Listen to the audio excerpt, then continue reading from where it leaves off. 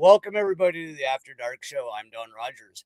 Joining me for an unprecedented, and I mean unprecedented 6 times, and I got to tell you guys, I have loved every minute of every conversation on and off the air with this guest. He is a New York Neo-Shaman, a professional musician specializing in high vibration music, a founding member of the music group Heistclick, the man who walks in all worlds, the voice of the After Dark Show intro, and of course, my interdimensional brother from another space mother, Mr. Fearless Frank Castle. Thank you for coming back, my friend. Shout out to my brother. Thank you for I didn't even notice I popped up on here. What's up, everyone? Shout outs. What up, my man KG from Sons of the Suns in the chat? Big shout out. Going AWOL. That intro you got there is awesome, buddy. I love it. I thank you both. We appreciate you just as much. We love you. We know the message has to get out there. It's been crazy. Shout out to everyone that's in the comment section right now and to the chat. Let's go. Throw up your elemental symbols in the chat tonight. Let's see who's in the crowd. I want to mix with my elementals tonight because it's important what we're going to discuss yet again. Yes. Is it 6 times? I don't know, but it's great. Well, it's not even 6 times that you and I have talked because, as some people know and some don't, I had a show before this show, a show that you had several appearances on too. And if you go back into my YouTube, you can find that in the Wayback Machine, some of the first conversations. And again, I always love running this episode because Frank was my very, very first live episode that I ever had the jam to do. And it was because him and I resonated and clicked so well. I was like, fuck it, I'm going to jump in with both feet. No editing, no bullshit, no net. Let's go. And we did an episode about being source beings that we actually contacted each other the next day. And I think it was Frank who started the conversation. He's like, bro, what the fuck did we talk about? And I was like, I'm so glad you said that because I don't remember, because both of us channeled pretty much the entire episode and it was a mind blower. And it usually, well, almost always is when we sit down, unless we're being silly with like a Deadpool episode. But that one, that was we had some fucking nuggets of wisdom even in that show. That's what's up, man. Everything we touch is gold because we are creators. It is us. It is source. Capital S on your chest, right? The anagram for the Superman. That is us. Each and every one of us, the solar being. And the more and the deeper we get with this, I realize there's not many of us here. There was a whole bunch, but awakened ones, not many. And as you break down that list, it's less and less of the levels, I should say, ascending upward. They say that the harvest is uniquely small most of the time, right? Where you're like, oh, everyone's going. No, it's usually like 3%, 5%. We're trying to get like a big, number. But it's difficult when you know that maybe 7 to 10%. Ooh, when I say 10, it says no. It's like 7% is creator beings active on the whole of the place. It doesn't mean you're the only ones there. It just means the awakened, activated. Now take those levels upward into activation. So on one side you have like witnesses and people that are involved with calamity. They just want to be involved in this craziness. And there's layers of that, and there's layers on this end where we know that you're just supposed to observe, but we kind of get involved. We shouldn't get involved. Maybe we still go vote, or we go to the doctor. We're still taking a pill that we know we shouldn't be taking, or we're drinking right out of the tap water. And you're like, bro, it's my only thing. Okay, that's a layer. You have to break those layers. Some people are going to break them. Some people aren't. So now your numbers are exponentially low as you're going to where my point lies. So as you travel upward into the ascension, you're like, well, who's transforming? Who's doing what? And as you go, that number gets tinier and tinier and tinier. But somebody somewhere, a whole bunch of people, but there's somewhere, maybe they'll hear this tonight. You're contracted to transform, right? I died, and they took a higher version of me October 9th, and you've heard this on the other shows, and clocked me in with a higher resolution version of my higher character, who was like, you cannot die. You're contracted to be here. So it forces the hand that wasn't expecting what just occurred to step in and make sure this continues, because you're here to transform. You're one of those guys and you're on that path. And I'm like, well, who else on the path? Well, they're all on the path. So as you look down from a high node, it's just a spiral staircase, let's say, of energy beings. So you just see lights everywhere. Some people are like stopped on the step that they stepped onto. They're looking around. Maybe they're pro-Trump, and they're like, yeah, or they're pro the other side, communism. And then they're like, yo, this is what we need, socialists everywhere, right? But then there's a layer where those people aren't saying nothing, but they're still towing the line. Then there's another layer where, and I'm just using this as an example to show you what keeps you from ascending upward, because the script is going to script, Don. Yeah. It's not going to stop. The script is meant to drive it home while the solar flares are taking place. So you want the solar flash, or the event, right? Well, the event's coming. I don't know who felt what yesterday. Yesterday was a terrible day for me. The energies came in, the solar energies. The wind was weird. It rained for a little bit. It was 30-degree temperature shift. I couldn't move, right? I actually had to take Motrin yesterday, and I haven't had to do that in so long. I was like, I can't move. I slept from 9 o'clock at night till 9 o'clock this morning, and I was up every hour on the hour, but exhausted, tired, conk out, wake back up.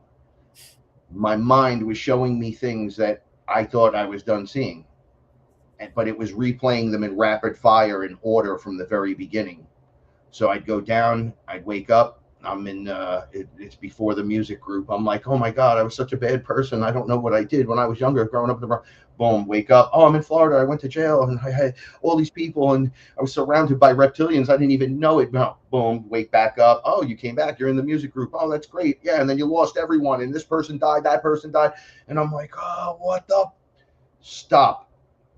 And it wouldn't stop. It was like, what do you think the solar event is? What do you think it is? It's it's the culmination of an energetic wave that has been coming nonstop at us.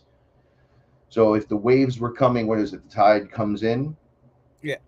Okay, it starts slowly, right? Oh, look, it's going to touch my toes soon.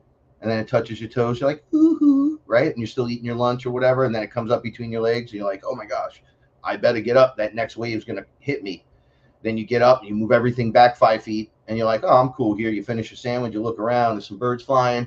You look back, it's touching your feet again. It's coming in. Oh, we got to pick this stuff up. We got to get to the back of the beach. So that's the solar event. It's the culmination of that. It's at the height point of whenever that's going to be. Source is like, I'm not telling anyone. There is the block of time on our timeline that is blocked out. You can go there if you are into this stuff. If you choose to go astral travel there, you can see it. You're like, dude, I want to see how I get from here to here. And they'll show you the beginning, not the middle, not how you got there. They'll show you, like, for me, it's like a house, right? It's like, oh, there's the house. And then it's just me in the house in the future. There's UFOs landed. There's people I know. And I'm like, that jumped really quick. How'd this happen? They're like, oh, you're not allowed to know. And I'm like, what do you mean I'm not allowed to know? And they're like, nobody's allowed to know anything about themselves in that block because that's where the excitement lies. So I'm like, well, where are we? They're like, well, you're in the block. And I'm like, oh, okay, because you always tell me, oh, soon. That was 10 years ago. The solar events come and tell everybody. You tell everyone. 7 years out, I'm like, bro, I don't even know what's going to happen. And now 3 years more, and I'm going, wait a second. It really is lining up. It's the collective that's in control of the how much we get. So if we get high in the collective and we're like getting that high vibration frequency, the sun's going to spit more and more and more and more, and they're going to let, when I say they, there's beings, they're in sphere vehicles that are making sure we just don't get pummeled with this energy, because your body would just pop. This is my point. But you want that solar event. Everyone's like, let's get the event. Well, you're just going to drop. That's what's going to happen. They showed it to me. I just went under recently. They showed it to me. So you don't have time to get involved anymore. You're not going to save anyone. What do you think you're going to do with your words? You think your words now are going to pull people out of the lake of fire? Right? People now they're contracted. They're like locked into the contract. When we're like, you got to make the choice. That already happened. They're like, well, you're going to have to make it again at the solar event. Yeah, you could always make the choice. But most people that don't use, all right, so they say when you get told bad news from the doctor that you win the battle in the minute he tells you, like, you have cancer. In your head, you've already won the battle or lost the battle. Kind of same thing with the choice. You're like, no, I don't believe it. Well, if you don't believe it, by the time the solar event happens, you're just going to sleep. Okay, so who's awake during that time? And then I present to you those that have to transform and be awake for the heightened solar activity to be able to stand there and see what's going on. Because not only are you to observe it, you have to have witnesses to the observations, and to the people being observed are being observed by these people, and these people are being observed by these people watching this event, and then there's people all around. There's helpers, and there's those that are going to do. They're going to just know exactly what's going on, and they'll be like, okay, let's line them up, let's get them out. And you and I come from the ship. So on the ship, this is what we're learning, the steps in between. All right. I will stop for a second because I've learned my lesson of just ranting.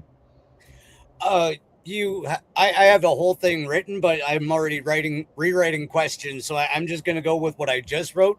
And I've said this before on my show. If you ever see me looking down, I am not ignoring the guest. I have ADD and speed write while people are talking, because I'll write questions before the show, but then most of the time I end up throwing them away. So,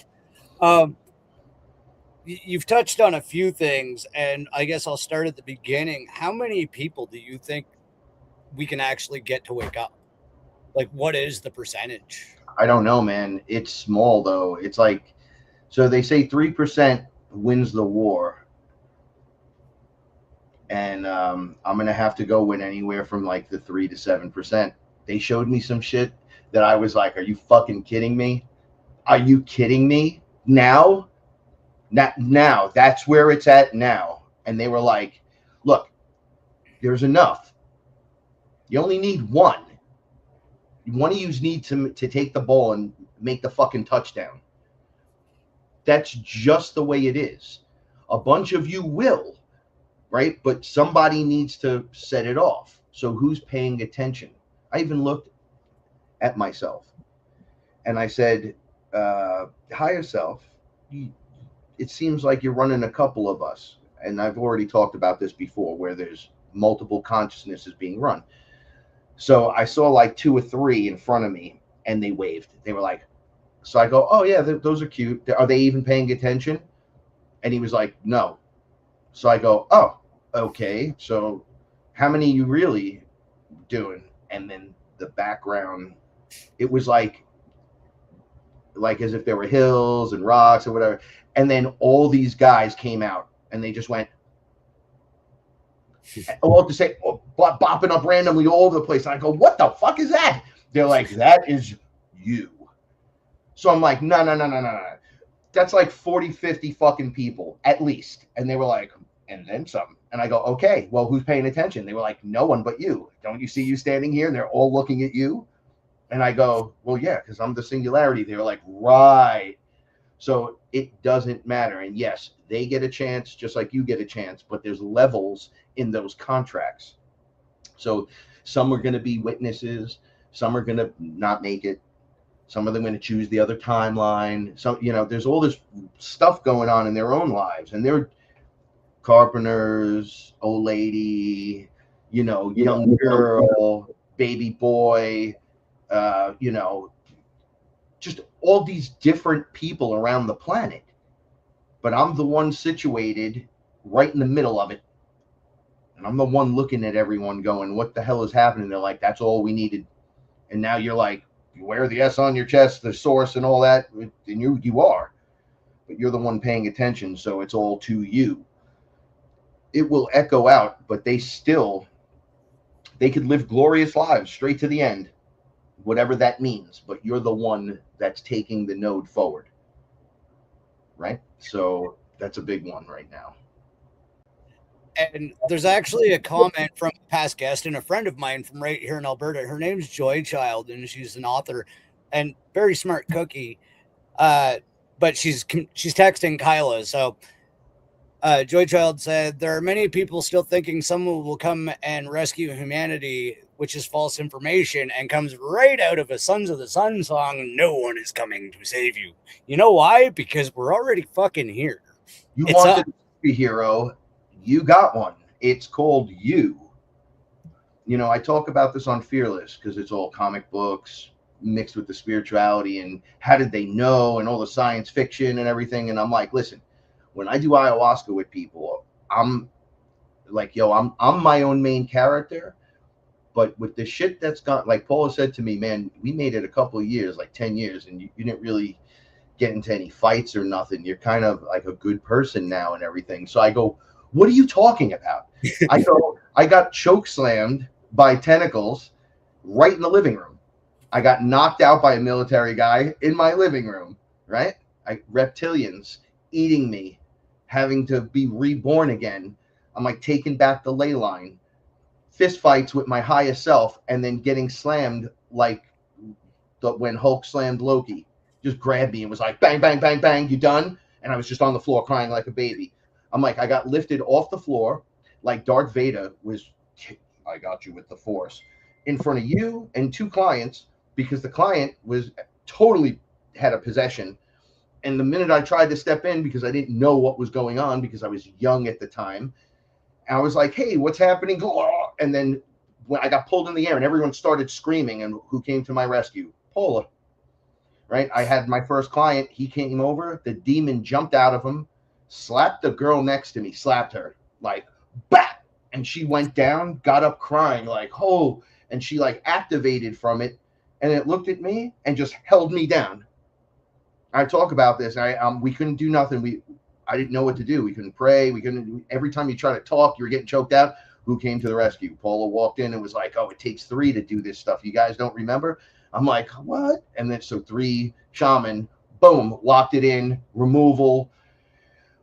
I said, so I get beat up all the time. I'm always in a fight. I've been fighting the whole time. And we won the landline, which was great. And now look, I'm back in the room when I was 15 years old. Right? Don and I are planning better things from the ship, but shit, it's really not working out the way I thought. Bro, I still drive a shit truck.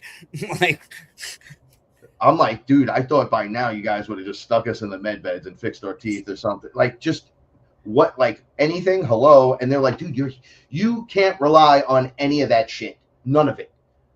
Anything they try to give me, Don, under mushrooms or ayahuasca, it's like a constant test. Like, so I'm going to say it again. My direct line is King Solomon, right? So they're like, oh, so all Solomon's stuff is going to pass to you, but you got to put all this on first. And they were like putting me, I don't know, putting this second skin thick with like these eyes with clamps that were locking into my legs. I was like, God, get off me. I was like, you can keep everything. I am source. I don't need anything. If it's mine, it'll just come to me. And they were like, oh, you did it. And I'm like, what did I do? They're like, dude, you don't need anything. You're good enough. You're always going to be good enough. Even when you make terrible mistakes, when you try your best to come out of that, stand back up after you fall down, you're still enough. All right. There are things you could do, like if you did something really wrong, you can make a comeback, but maybe not now. Right? Like you missed the ascension window on that round, but maybe another lifetime and you make up for it, boom, and you're back out. So contracts are just, they're tightening that contract to us. Like, Frank, you're not allowed to die. Then I'm like, well, I'm not going to die. They're like, no, you're not allowed to. You contracted this. Like, this is all eyes are on you, so you can do this. So I'm like, do what? And they're like, oh, he wants to hear it. Okay. Do you want your telepathy with your wife and your empathy and telepathy with your cats? I'm like, of course, that's great. They're like, okay, what about telekinesis? I'm like, what? They're like, okay, so what if we told you it'll take you less than 100 years for you to learn how to fly in this space now, knowing that you're going through the ascension process, and before 100 years is up, you'd be able to fly, or you could just get telekinesis and lift yourself off the ground. And I was like, well, that's awesome. I'm not even going to argue this. So that's fucking great. They're like, okay, so imagine randomly other creator beings popping off, and some of them can do that, and some of them could do other things, right? And everyone's mixed in there. And for some reason, a magnet will draw you to each other, and you'll be your own little X-Men teams. They're like, that's what he wants to hear. You could hear the guides talking to me the way I need to hear it. They're like, and the only way to do that is to disconnect from the script.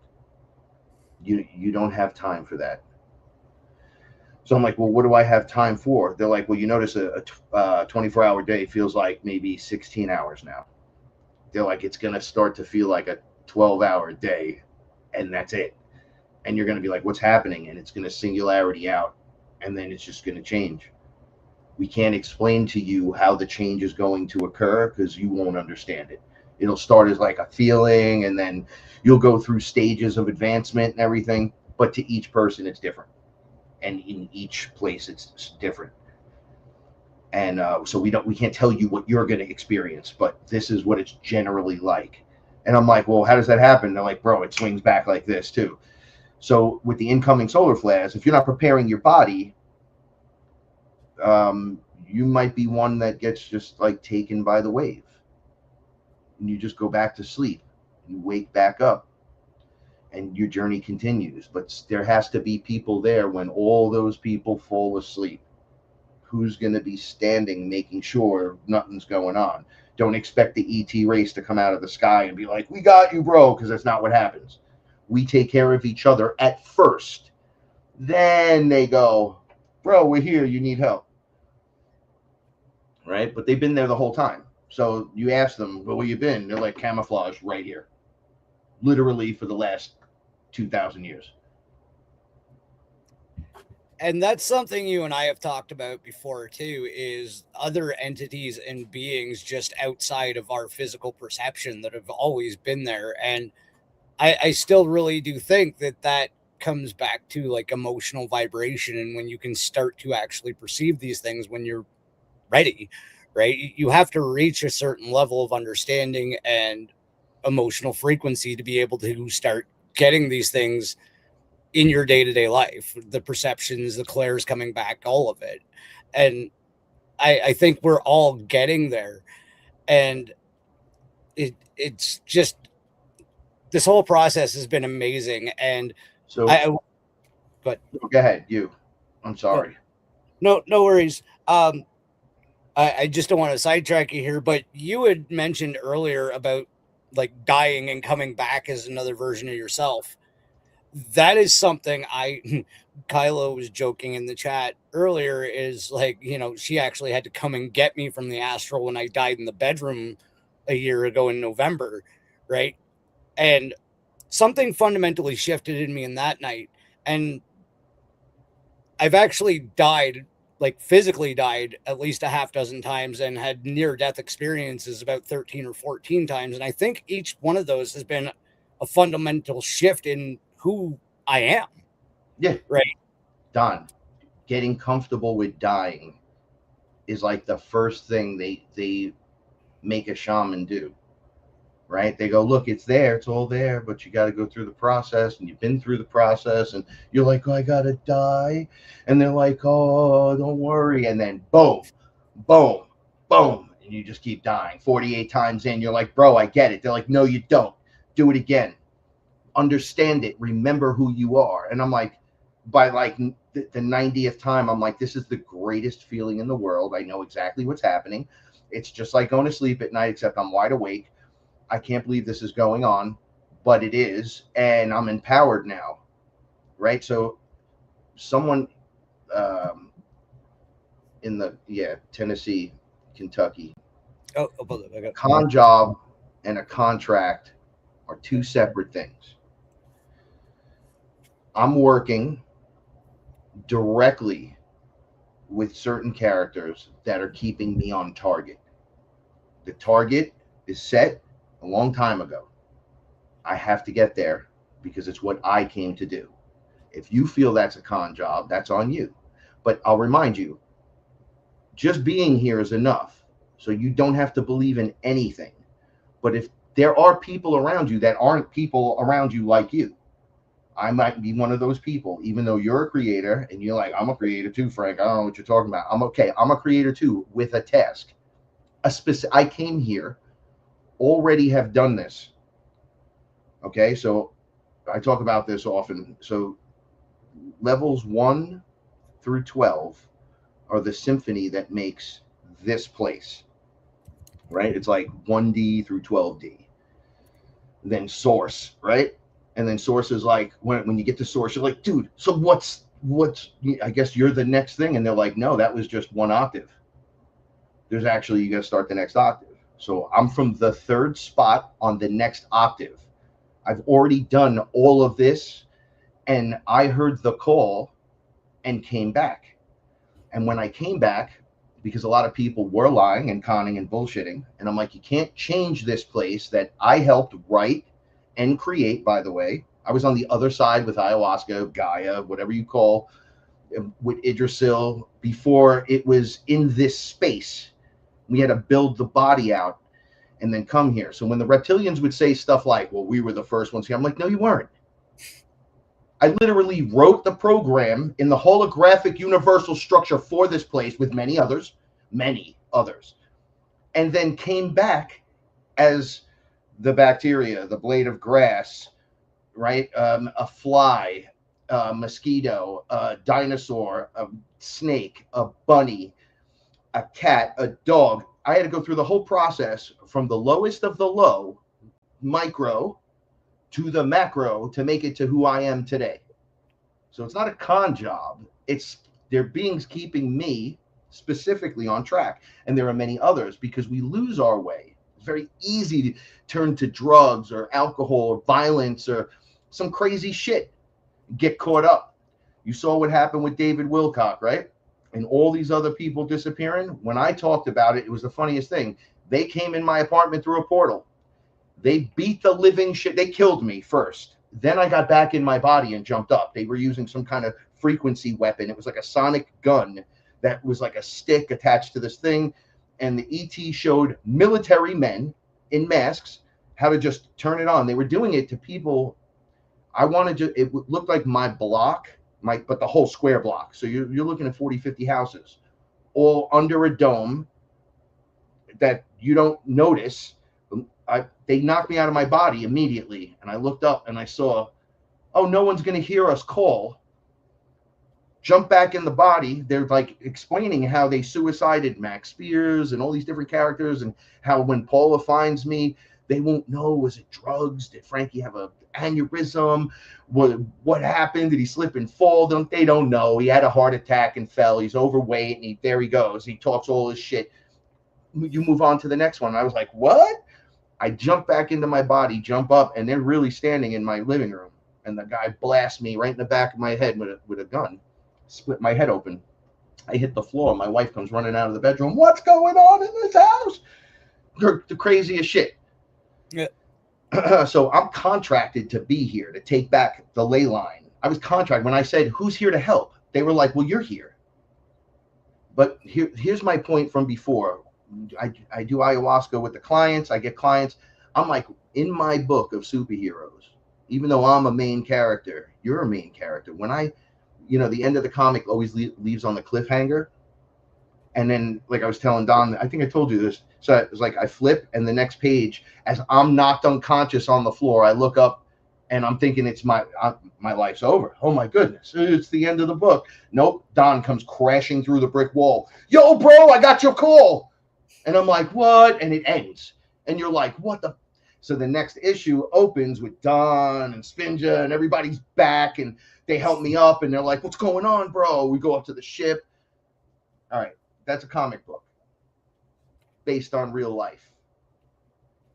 Right? So when you take, they always tell me the clients that I take are only the ones that come, they're ready. They put their hand up, they're like, I'm ready to take responsibility. And they find themselves in the same position as me, that they were meant to be sped up so they can see what's going on, so they can activate immediately and hold down their position. Psychedelics, right? So when we first came up, well, you actually came up with the idea for this episode. I gave you a last minute call and you were gracious enough to hop on. And as you know, because all of our technology listens and reads everything we do. We all know this. It's not a tinfoil hat thing anymore. It's in that little thing that you sign when you say, I agree, and you click this shit, right? It reads and pays attention to everything. That being said, as soon as we came up with this topic, into my feed comes the works of a lady named Florence Scovel Shinn, and I actually sent you the video. I don't know if you got time to watch it, but she wrote a book in 1925 that actually got banned, and in it she described life as running on a hidden mental operating system with three departments: the conscious mind, the subconscious, and the superconscious. So in your opinion, how would you say ignoring the script lines up with stepping out of the conscious mind, the constant struggle, and just handling things over to that level of super consciousness that you're talking about, like that connection? Okay, so all of those layers are going to come into your body. So your ascension is basically you raise in frequency so high, your soul goes inside your body. It fits. You clear out all the density, all the stuff that doesn't need to be there, and you fit the big guy inside the little guy. That's how this works, right? So there's layers and everything, and they all need to collapse into one another, which is the singularity, right? So these are things you need to do that. What do you need to do? Step away from the script. Well, what's the script? What are they feeding you? Just go on X right now and scroll. And if you doom scroll, you're out. You lose automatically. You failed. Go doom scroll. And it's like, yeah, but I'm going to doom scroll no matter what. When I'm in the bathroom, when I'm doing this, they're like, you got to disconnect. Does it bother you when you see the dog getting kicked? Yes, it bothers me. I want that guy to hang in prison. Does it bother you that communists have taken New York City and are planning to take your inheritance, Frank? Yeah, that really fucking bothers me. Frank, do you like Nazis? No, I fucking hate Nazis. You failed. Yeah. See, I got all worked up. I'm caught in that net. And it's like, yeah, but it's a Nazi, bro. And it's like, you can't play. What would Jesus do? You know, we ask this question and it gets all religious, right? What would he do? I don't know. He stepped off a Galactic Federation ship twice. Met him twice that I remember. And 2 times he came off a UFO. Your typical disc-shaped UFO, Pleiadian ship with guys that looked like Star Trek characters. And I called them all out for it. And what did I do, Don? I grabbed his robe and I said, does this shit stain? Does this stain? Does this, are you? And then I'm like, wait a second. That's Jesus. That's the first thing you're going to fucking ask him. And I'm like, yeah, but how would you start the conversation? I started when I met Source. I said, why did you leave us? This dude came to my front door. Like, he didn't leave. He's here. And I'm like, are they with you? He's like, yep. I'm like, that's Stain? Nope. I'm like, do we all get them eventually? He's like, yep.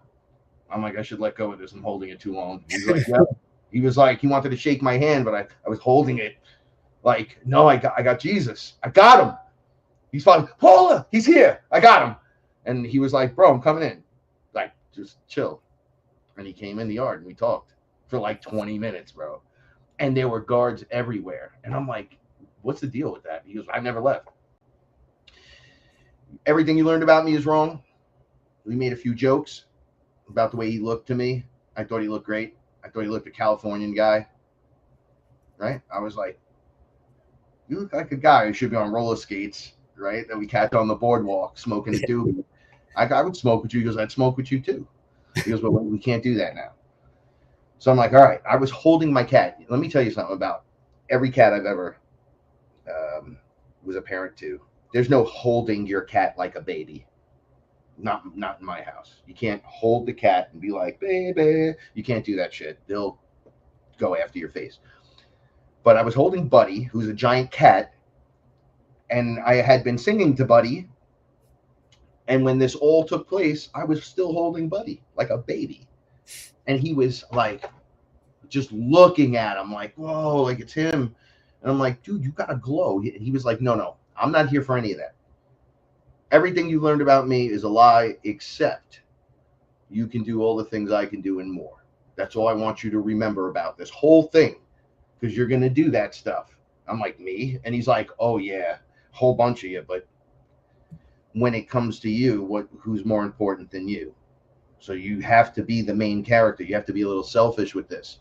So you learn one way, and then you learn to like be quiet again and to just observe and pull it all in. And it feels selfish.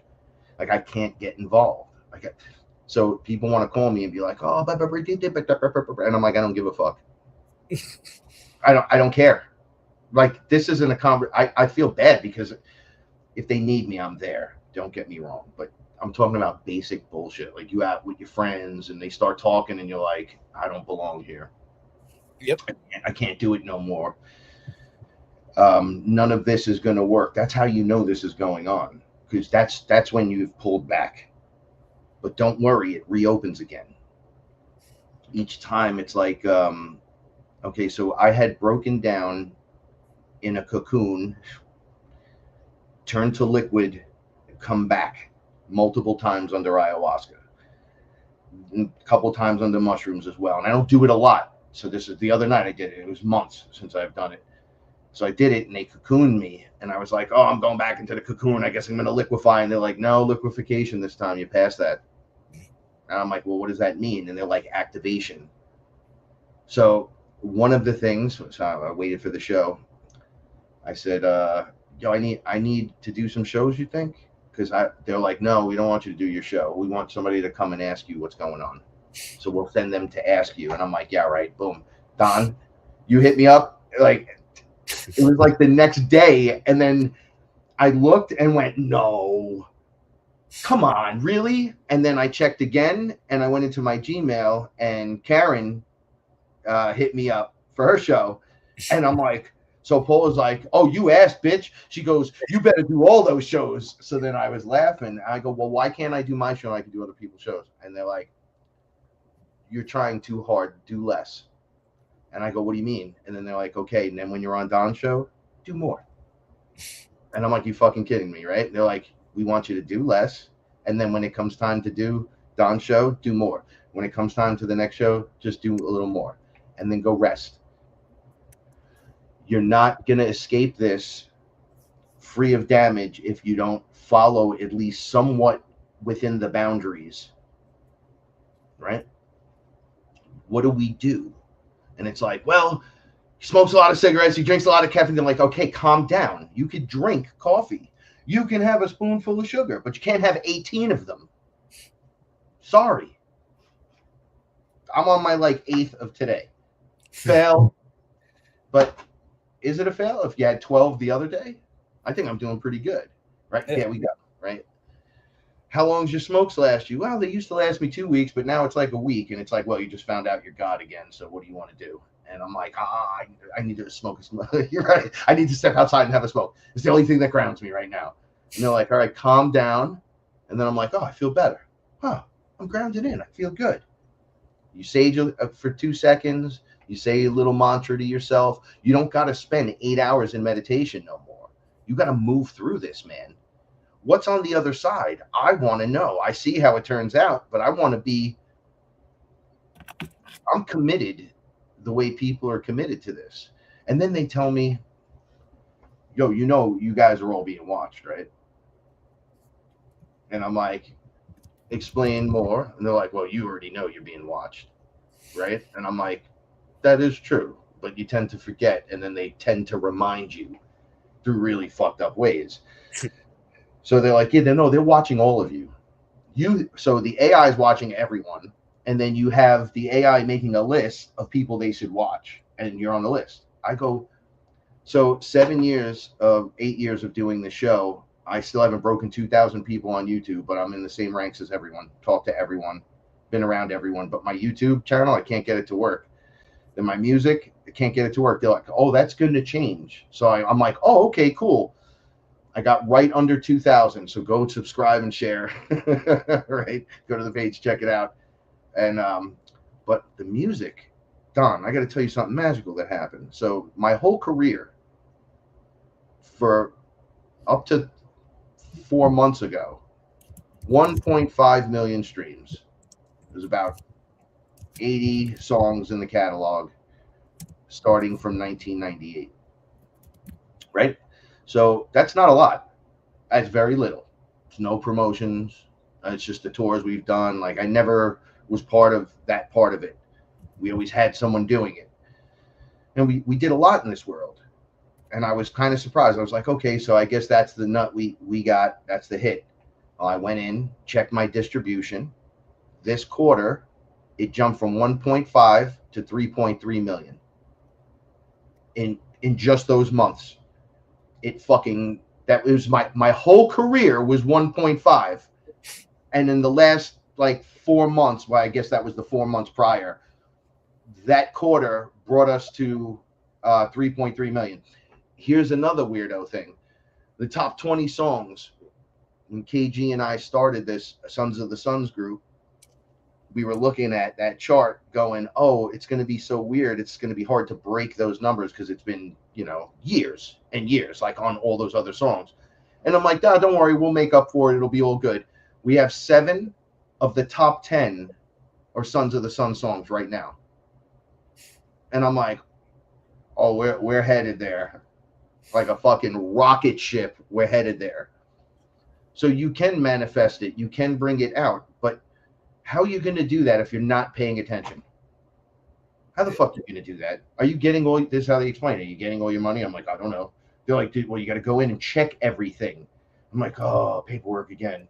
They're like, dude, it's money undiscovered or some kind of screw up. And I go in and check, boom, screw ups everywhere. I'm like, oh, Kevin, I got to fix this stuff. And we both get to work. Okay, that's fixed. Oh, okay. Now you got a strong base. Now there's no problems. Now everyone gets paid. No problem. See? And I'm like, problem averted. Okay, what's next? Well, we got songs to do. It's like, well, you going to get to them? I'm like, yeah, as soon as my tooth thing and all this other shit, it was just always a fucking problem.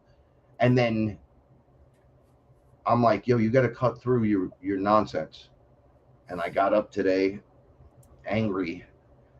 I'm going to do it, but I'm tired of saying it. I'm going to do it right now. I turned it on, tuned myself in, and recorded a whole bunch of stuff. I got another group of things coming out where I'm like, the only way to get this done is to tune in. They're like, you mean be a creator and create? Where was the script in what I just said in the last like 2 minutes?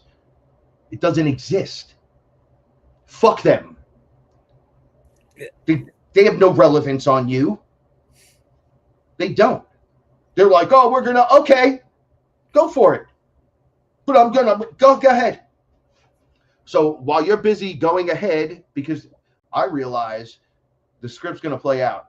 No matter what you say to me on Twitter, on X, on Facebook, you ain't changing my fucking mind about nothing and nothing.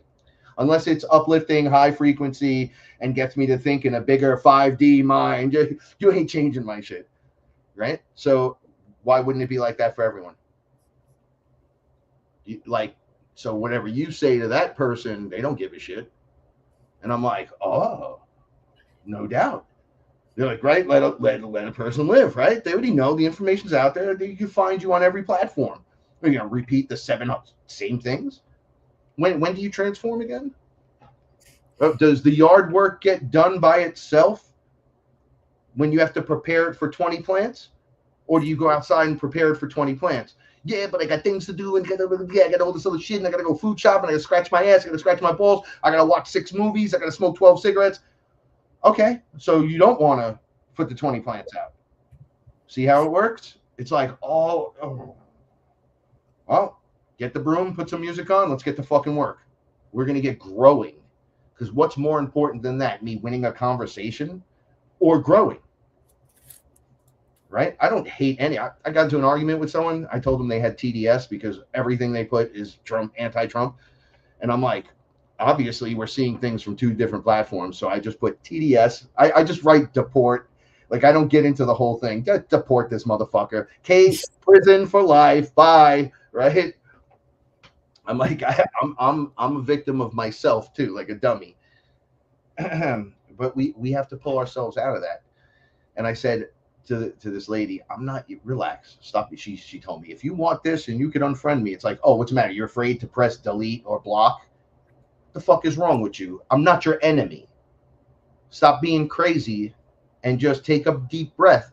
You make it sound like he came into your house and he stuck his hand in your skirt. Like he did nothing of the sort and still does nothing of the sort. And by the way, I'm calling it from the outside looking in. Democrats are fucking demons. They're evil and you don't hate them enough. And guess what? There's Republicans that are on that list too. Right? Technically, if George Washington was here, the gallows would be out front. He would say, Don, get my musket. You'd be like, this motherfucker's like 18 years old doing this. Get my musket. This isn't going to stop. They eat babies. We're not even going to go to the reptilian overlords. They eat babies. Human beings that when you see them shaking and looking all stupid are dying from kuru poisoning. They're like, let's not pretend that there's not 50 clones of that friggin' person right there. Let's stop pretending that that's actually Joe Biden and not some body double. And then another guy, body double, and then another body double, then another body double. Let's not pretend these people were voted in, that you want to fight me in your Hillary Clinton jacket. Let's not pretend that they're not literal Nazis and communists and liars and degraders, cheaters, demons. Let's not pretend everyone's fucking human, but everyone here is wearing a human suit. Yeah. And I'll just go ahead and say this: when YouTube bans this episode, you can catch the replay on Rumble or on all audio platforms under the Forbidden Knowledge Network. In case you guys want to listen to this again, because fuck you, take it. I don't give a shit. But we touched on earlier the law of non-resistance, right? Which basically says what you fight, you give more power. Right. And when you emphasize fearlessness, you're taking back your own power. It's the ultimate override. Have you had a moment where dropping all the resistance and fear completely transformed a situation from when your conscious mind, like you were trying to fix it yourself, but when you just let go, your higher self took care of it? So I have had moments where, so I'd smoke, let's say, DMT. And I'd come flying into the realm, or the realm would come flying into the room with me better, right? And then I would see stuff that I probably shouldn't be looking at, right? Like creatures and weird shit that are just ready to attack you as soon as like you come in.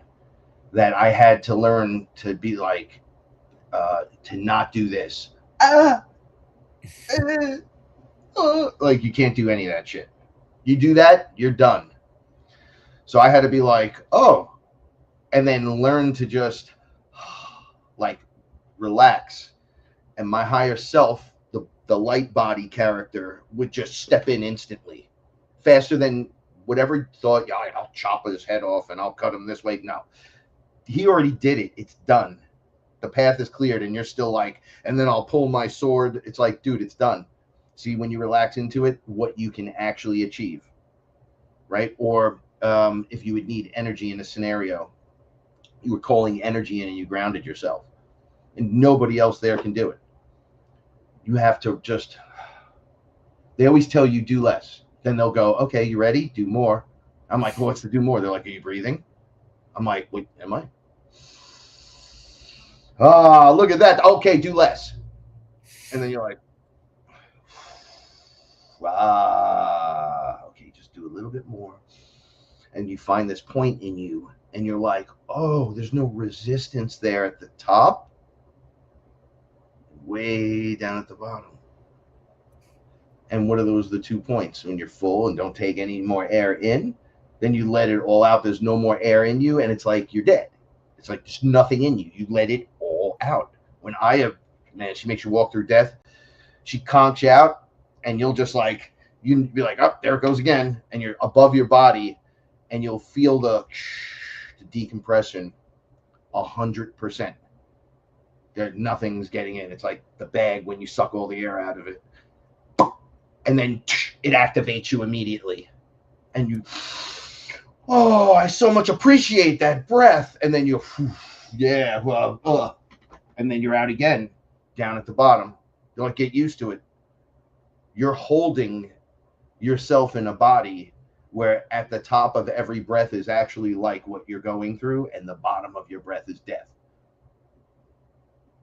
Right? And you're like, wait, what? And that's how you're moving through this holographic space. And I go, but we're not actually moving. That's the crazy part. I'm in a torus field that just keeps slipping in on itself. So as I'm walking, it's like walking in place. And then we're all in a shared one, and that's moving. It's like being in the donut ring. And we're all walking, and like source is in here pumping out the whole thing, and it's all flipping in on itself. The more things change, the more they stay the same, and it just keeps looping, but it's infinite. So you didn't have this here, but you had this here, and then it flips in on itself, and there's just screams everywhere. And you're like, bro, I'm going to go down to Florida. You get in your car, and you're driving down to Florida, and inside that ring, the only thing that's moving is the ring is spinning, and everybody's just walking in place. No one's going one step. Not one step. You're in the car driving. I just drove 15,000 miles. Woohoo! No, you didn't. You get out of the car, you're in the same place you just were. I know it sounds weird, but we're platformed that way inside the giant torus field. And once you start noticing that shit, you can't stop noticing all the stuff that goes along with this. You can pick the movie screen out, and it doesn't, oh my God, it's so confusing. I don't know what to do. No, bitch, I'm the singularity. Okay, you got to heal all that trauma now and all the things that just lit up. You're like, what? And then you heal them. It flows back in, comes out with new energy. Right? It collapses back in on itself. And you're like, oh, that's pretty good. What more do I got to do? Oh, you got to heal this one. And as the timelines start linking in, you start healing all the timelines. All the karma is getting resolved. All this is what ayahuasca does. This is what the mushrooms are doing when you're contracted to do this. But fortunately for me, I know a whole bunch of other people that be doing mushrooms and going through the exact same stuff. I've gone through the experiences where I'll drink ayahuasca, someone will eat mushrooms, and and we're all in different states, and we'll all just meet up and all find each other, and then from there go off and do stuff. So it's all there, right? And it's all there for you. I've learned that Source will never want you. So anytime you see something or you gain knowledge of something and you have a new awareness of something, even if it's something you really don't like and you're like, oh, I shouldn't be here or see this, Source is like, nah, that person's ready. That person's ready. Let them see. Yeah, but remember when you stare into the void and the void stares back, don't blink. They're ready. Then you go swimming in the void all of a sudden. The void doesn't, you both stare each other down, and then the void goes, after like a minute, and you go, and they're like, yeah, you know what? I'm like, what? They're like, you manifest in the void. Get in here.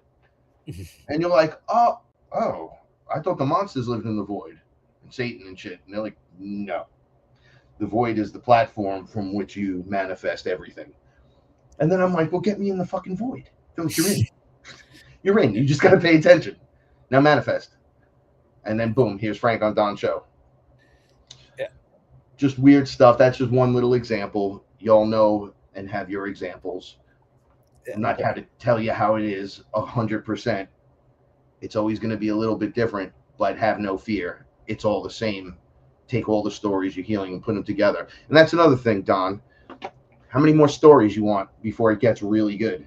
How many more stories? Oh, we need to tell you again in media, comic books, television, TV shows, books, novels, sci-fi, romance, everything has this in it. The hero's journey and whatever else that's attached to it. So you would be like connected to that version. Do we need to tell you about the chimeras through Twilight again? So you're like, oh, twinkly vampires. Yes, well, they eat babies, guys, on the outside. They're trying to ease you into it. So you understand what's happening. Oh, werewolves. Yeah. Yeah, of course. I love the werewolves. They're the greatest. Ah. Okay, well, there's Wolfman and Dogman. Are you fucking kidding me? It's like, well, what did you think Anubis was? I just thought he was a guy on the wall. I thought, oh, you didn't think any of that, nothing was real? Oh, it's always, they saw and then put it on the wall, what they actually saw, until it gets to Anubis or an alien. Then it's just made up. It's an archetype. Yeah. Lies. Stop lying to yourself. It's all fucking real. Well, yeah, look at Plato. They said that he was one of the smartest men in the world, except for the one thing he said that was basically like Star Wars and the Bible and all of that. It told the same damn story, but that was a work of fiction. But everything else he said was brilliant. Yeah. That's what I'm saying. Like, yeah, come on, pull it together. So yeah.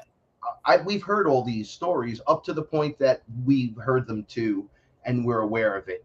Are we ready to change the story? This is the point. Like, I'm ready for the hero role. And that doesn't mean superhero, like, oh, flying around with a cape. No, with great power comes great responsibility. And you know what? You want to save more animals? Well, that's more animals you have to brush, spend time with, take for walks, feed, clean up their fucking poop, wash them, do all kinds of fun stuff with them. Okay? That's still a process. And that process can be a bit of a pain in the ass sometimes and take up a lot of your time. Right? But it's what you want to do, right? Well, the only way to get there is to go. There's a lot of ways that you can do anything you want to do. But the idea is get fucking going. Right? Like Terrence McKenna is like, yo, take it easy. Take it easy. But yo, fucking take it. Take it. That's the do less, do more. It's like, bro, chill out. Yeah, but I'm God, I'm Jesus. Ah! It's like, okay, take it easy. Take it easy. But not take it. Take it again. Take it again. Take a breath. Yeah, but I'm bad. Do less. Go inside. Okay, now go do more. Yeah. And it's like, oh, okay. I just gonna let the squirrel take the steering wheel here for a second because Shell said he's describing ways to get your field and body into coherence, in tune, perfect harmony, coherent. Mad, cool, Mad.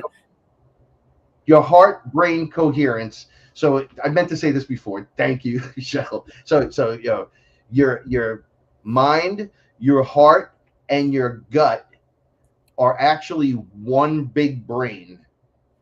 The enemy that helped create your creator, our creator, figured it'd be easier to control us if they were one here, right? But it's the same. It's all connected. It's all one piece. You're really just one big one.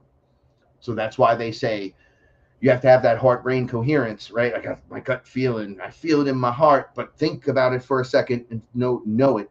Know what you know and understand it, but also understand your heart and where it lies. But my gut feeling tells me it's good or bad. Like, you got to follow that whole functioning. So it's like the figure 8 inside of you, or the Ankh even, like the grounded with the loop, with the two little T-Rex arms, which is really just arms out to the sun, right? And what are you doing? You're a solar being. You go out and you tell the sun, greetings, sun, feed me, don't hurt me, love me, just love me all day. I'm the solar being. I'm here. I'm my birthright. I'm here and I'm grounded. Send it in. Keep your eyes closed. Look directly at the sun and tell me you don't see the beam eventually, within moments, get right to you. And then you start. So in the Going AWOL track in the video, right, it's like a golden lane that's pouring forward, right? And then the words are going and everything. But what is that lane? It's like the yellow brick road, right? You got to ride that wave, that lane, right up the middle, right to the golden palace, which is just what is up inside of you. The heart-brain coherence. You're just riding it back and forth, activates, lights up. So then you, with your partner, we're in a environment where it's a male and female, just like plugs with electricity, male and females, right? When they say two become one, I say this all the time, like, you don't become one person We don't like meld and our flesh gets mixed and we come back as one creature. No. So we take the figure 8 of energy that cycles up and down, and it connects to your partner who is also has worked on themselves and has that energy. And maybe neither one of you had it at first, or one of you did. There's all kinds of weird scenarios where this happens, but they both at some point line up if you're really meant to be there together. You really understand you want to be there. There's no forcing it. It's the easiest thing. It's always smiles. It's always a blessing. The figure 8 pops out of you, out of her, in my case, becomes one giant connection. And that energy loops back and forth between the male and the female. It's like a closed circuit system. Inside that system, you get one, everybody's in their own universal bubble, which is their aura bubble. But that's also how you're visually interpreting this place. So the two share one while still having their own independence. At any point they want can step away, but choose not to because it's a beautiful thing. That's when they say sex becomes a vehicle, right? A vehicle into the higher realms. I've seen it. Paula and I have tried all different things where ayahuasca would be like, yeah, this is what we're going to do tonight. And I'm like, wow, this is crazy. So it really is a machine, two machines that connect, vehicles that will drive you into the upper realms, almost like on a magic carpet or something. And you're like, whoa, this is crazy stuff. They're like, right? So it takes two people that are whole, not holy, whole. So they clear out their trauma, they get their energy going, and they connect to the other that's doing that. They create one big one, and then that's the family unit. It picks up and lifts off. It's like its own UFO, its own interdimensional traveling starship for you and your loved ones. It's the craziest shit. But that's what's going on. And they've talked about this in books ad nauseum. I'm tired of reading the books, right? I'm not a book reader. I am, but as much into any of this stuff at all. I go experience it and then run back and try to figure out, like, who has this and knows this? Like, who knows about this? Am I the only one? And I work backwards from there. It's a lot easier. And then I go, oh, so George Lucas was just tapping into Nibiru blowing up Tiamat. Yeah. And that was like, ooh, so it's a long time ago in a galaxy far, far away, but right there, right in fucking front of you. That's the stipulation. We'll throw it off. Yeah, it was over there. It didn't happen over here. Wink. Yeah. He's tapping into it. Steven Spielberg, everything he's doing, regardless of what he is as a human being, they're telling you. Yeah. They've been telling us the whole time. And they try to get you from the psychological edge of fear-based programming, where it's kind of scary most of the time, or has this little bit of gotcha, so they can pull that energy away from you. When you're not afraid anymore, you're just like, yeah, nope. You don't feel the energy drain. You just have to look and go, yeah, I was watching Sabrina the Teenage Witch years ago, and it had just come out, so it was on TV, and I was like, oh, look, the cat's talking. It looks just like a little bear, whatever. And then they started doing something at the dinner table, and I said, okay, everyone, there's a bunch of people there. I'm like, how do I tell you put your shields up? Put your magic protection up, whatever the fuck you call it. You better put it up, because they're doing a ritual at the table without saying anything to all of us. It was jumping right out of the screen at me, and I was like, okay, put that back, put that back. I was like, oh, you got to shut this off. Everyone got uncomfortable, just like when you're listening to music under psychedelics and you hear the underlying, it's not in all music, but you'll hear the message, the secret message in the music, whatever you want to call that. It's like, it's on a layer of its own that you can't hear normally when you're just listening. You're like, oh yeah. And then when you hear it under a psychedelic, it's kind of putting a nasty message out to you, or it's slightly demonic, or it's in backward speak, or whatever. It could be just a sound that's annoying on a track that drives you annoying on a song that's called Happy. Because I'm so happy, I'm going to kill everyone listening to the fucking song. right? Because that's where it gets you. That's because they're in the song. It's in the song's creation, the frequency is tuned into that fucked up frequency, and there's a line in there that's riding behind everything, driving you nuts, putting you into a private, alone prison where everyone's flashing pictures on the wall at you, and they're all happy and having a great time, and you're just standing there like, there's no one in the room but me. It's like being in a prison, and they just flash videos at you, like pictures of people happy, and play that song on loop. You're like, bro, this song sucks. Get me out of here. And then you listen to Freebird, and it's not like that. It just goes on forever, like a bird flying, freedom, because there's nothing attached to that song except the creator, the spirit of the creator, tuned into the proper frequency. 440 versus 432.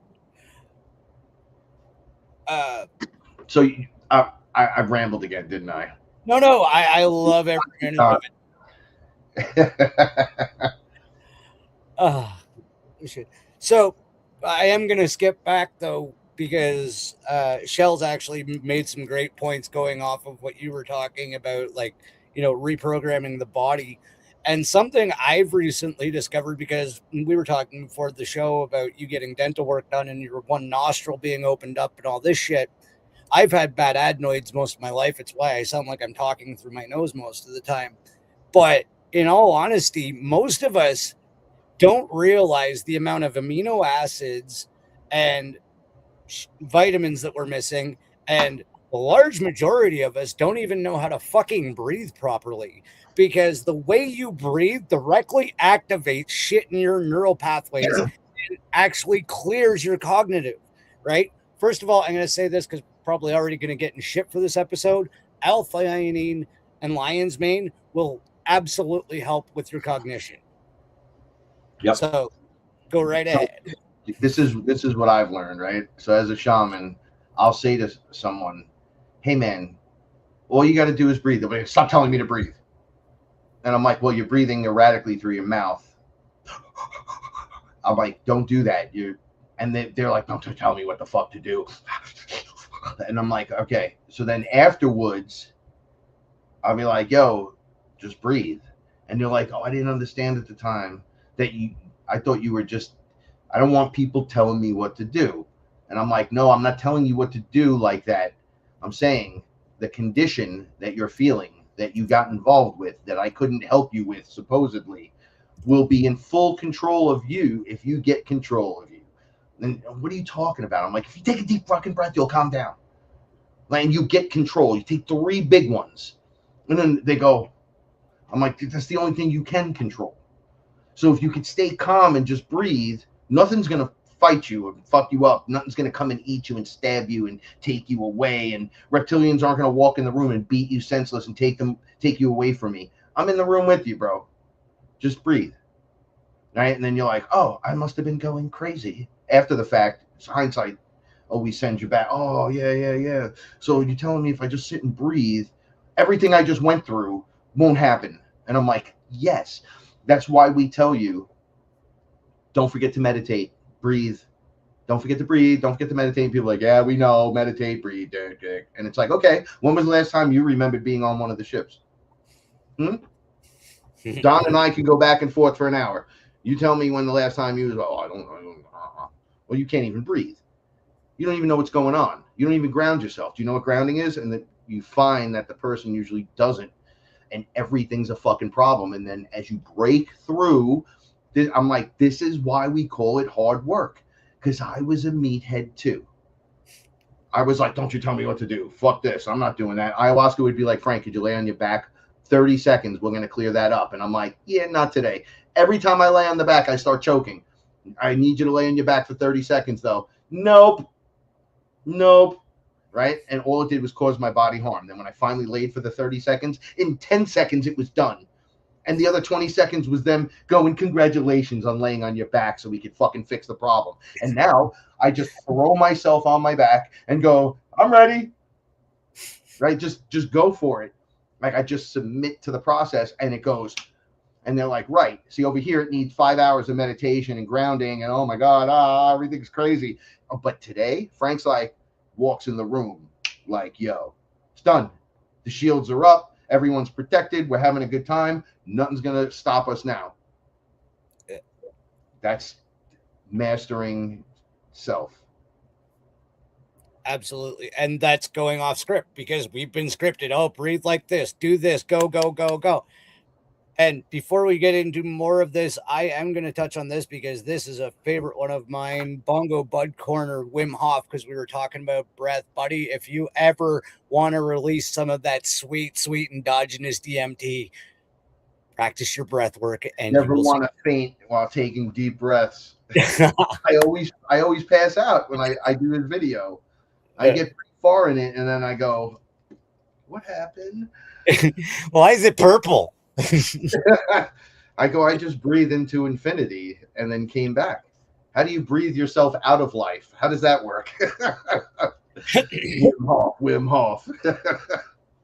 That shit works, man.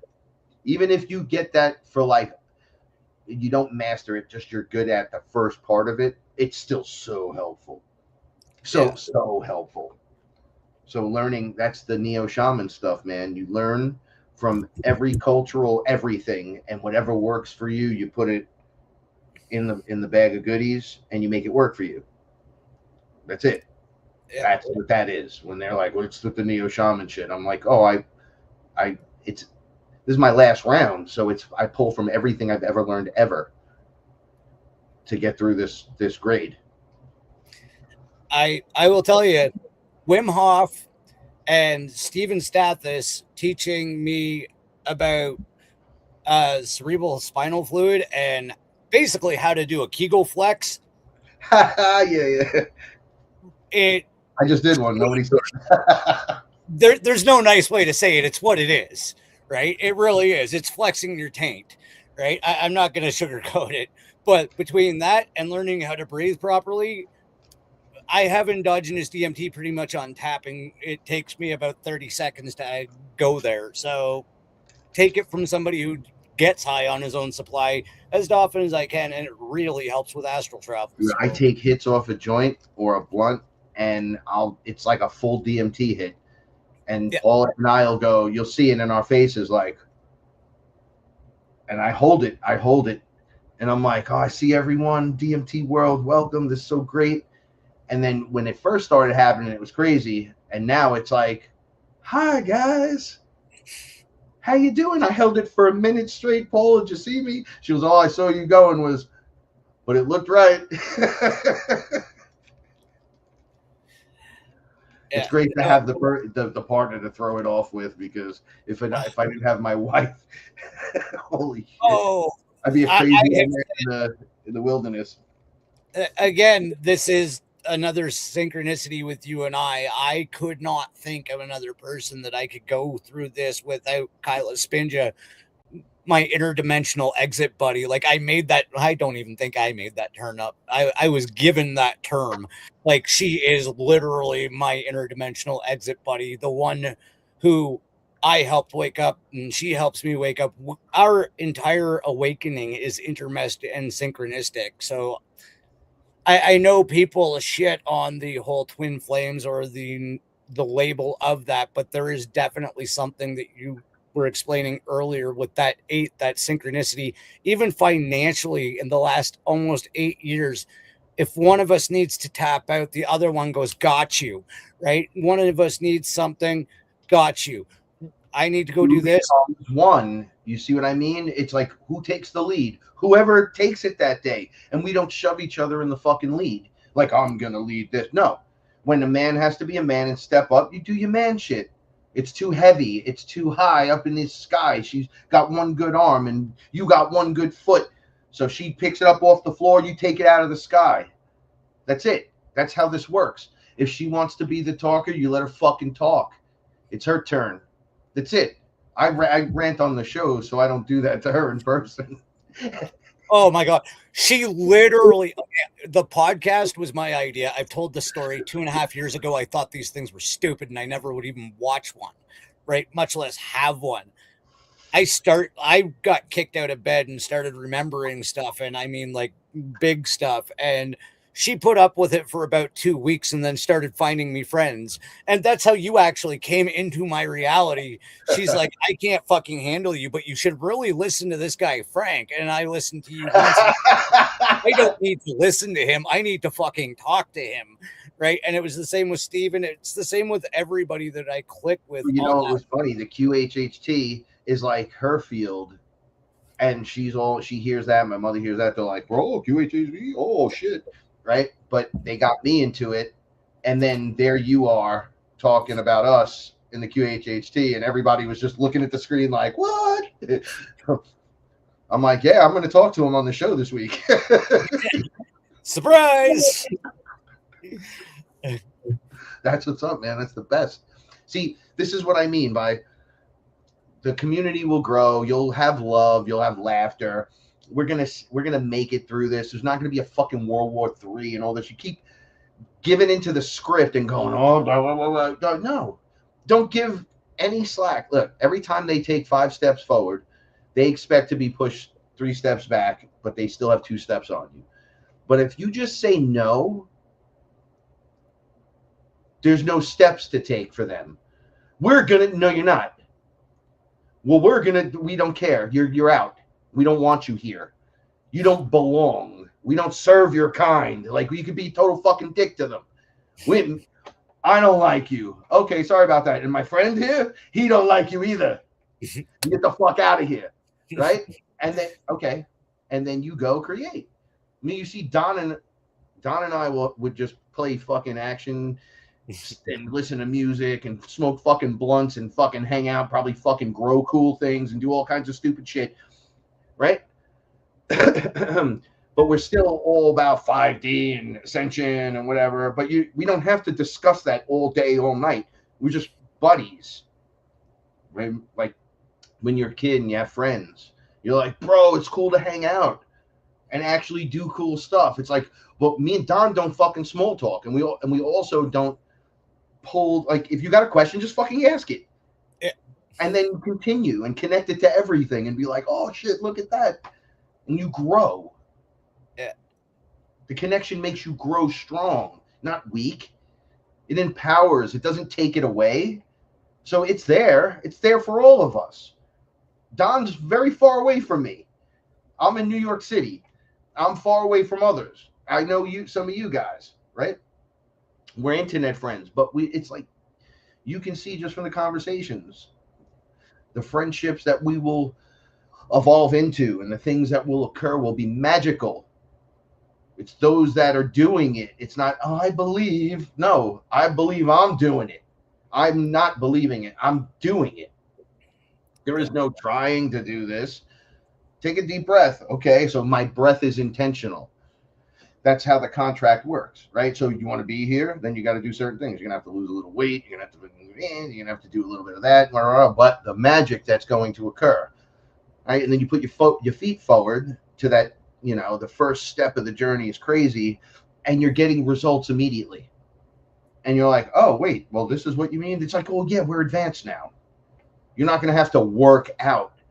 You just got to go for walks, be intentional, be grateful, take deep breaths when you go, be loving and caring, and then you can go back to fuck this guy later. You could do that, but you can't sit in it. Like, my timeline is all Madani. I can't stand this prick. I'm like, I told him to self-deport 62 fucking times. So at least. I'm on every one of his posts like, no one likes you. Get the fuck out of here. Right? And they're like, bro, that's not really shaman. I don't give a fuck. I'm a New Yorker. I'm from the Bronx. Get the fuck out of here. If he came into the park and did that when we were kids, we would beat the fucking piss out of him. We'd be like, go home and tell your fucking mommy, bitch, communist. No communism in the park. This is why people go from New York City. They're like, I wish the mob was back. Yeah, because the mob didn't fucking just kill everyone and disintegrate everyone. They actually took care of most of people, and then some shit would go down. Well, you got to take the bitter with the better, my grandfather would say, because there wasn't a better way back then. But that way was way better than communism or socialism. You see them in Little Italy, Don, they have them on camera, like rolling through Little Italy, the invaders, right? The defilers walking through the city. They decide to stop in Little Italy, and you hear the guy with the camera go, "Yo, calm! You guys better stay calm. You guys better stay calm." And then two old men walk out of the shop, and the guy goes, "I suggest you leave." And you could obviously see the invader could just punch him like he punches everyone else, and then he could just run away. He could try to do a million things, and the guy just looks at him and goes, "You're gonna get out of here." And he'd turn around. The guy would say something stupid. He looks back around and he says, "We're gonna fucking kill you where you stand. I'm gonna shoot you dead in 30 seconds," and walks away. And the guy just takes off with his buddy. Now, would it happen? I don't know, but did it work? It sure as hell did. No one's down there breaking windows, smashing things. You know. All right, look, I'm the 9/11 Memorial Freedom Tower. You're going to let prayer go 5 times a day, right? So you could see it's very easy to get angry. Yeah. They put their rugs down and start praying. Now, I'm not against everyone, but that's a show of dominance. I'm not fucking stupid. I'm a dominating, beyond alpha male. Like I went from alpha to the I have to understand how to just be the all ball.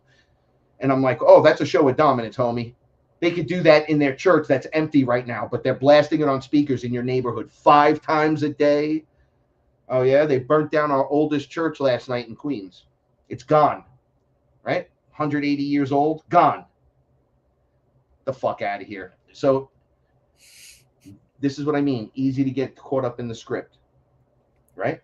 Yeah. We have to secure yourself in the best way that you can.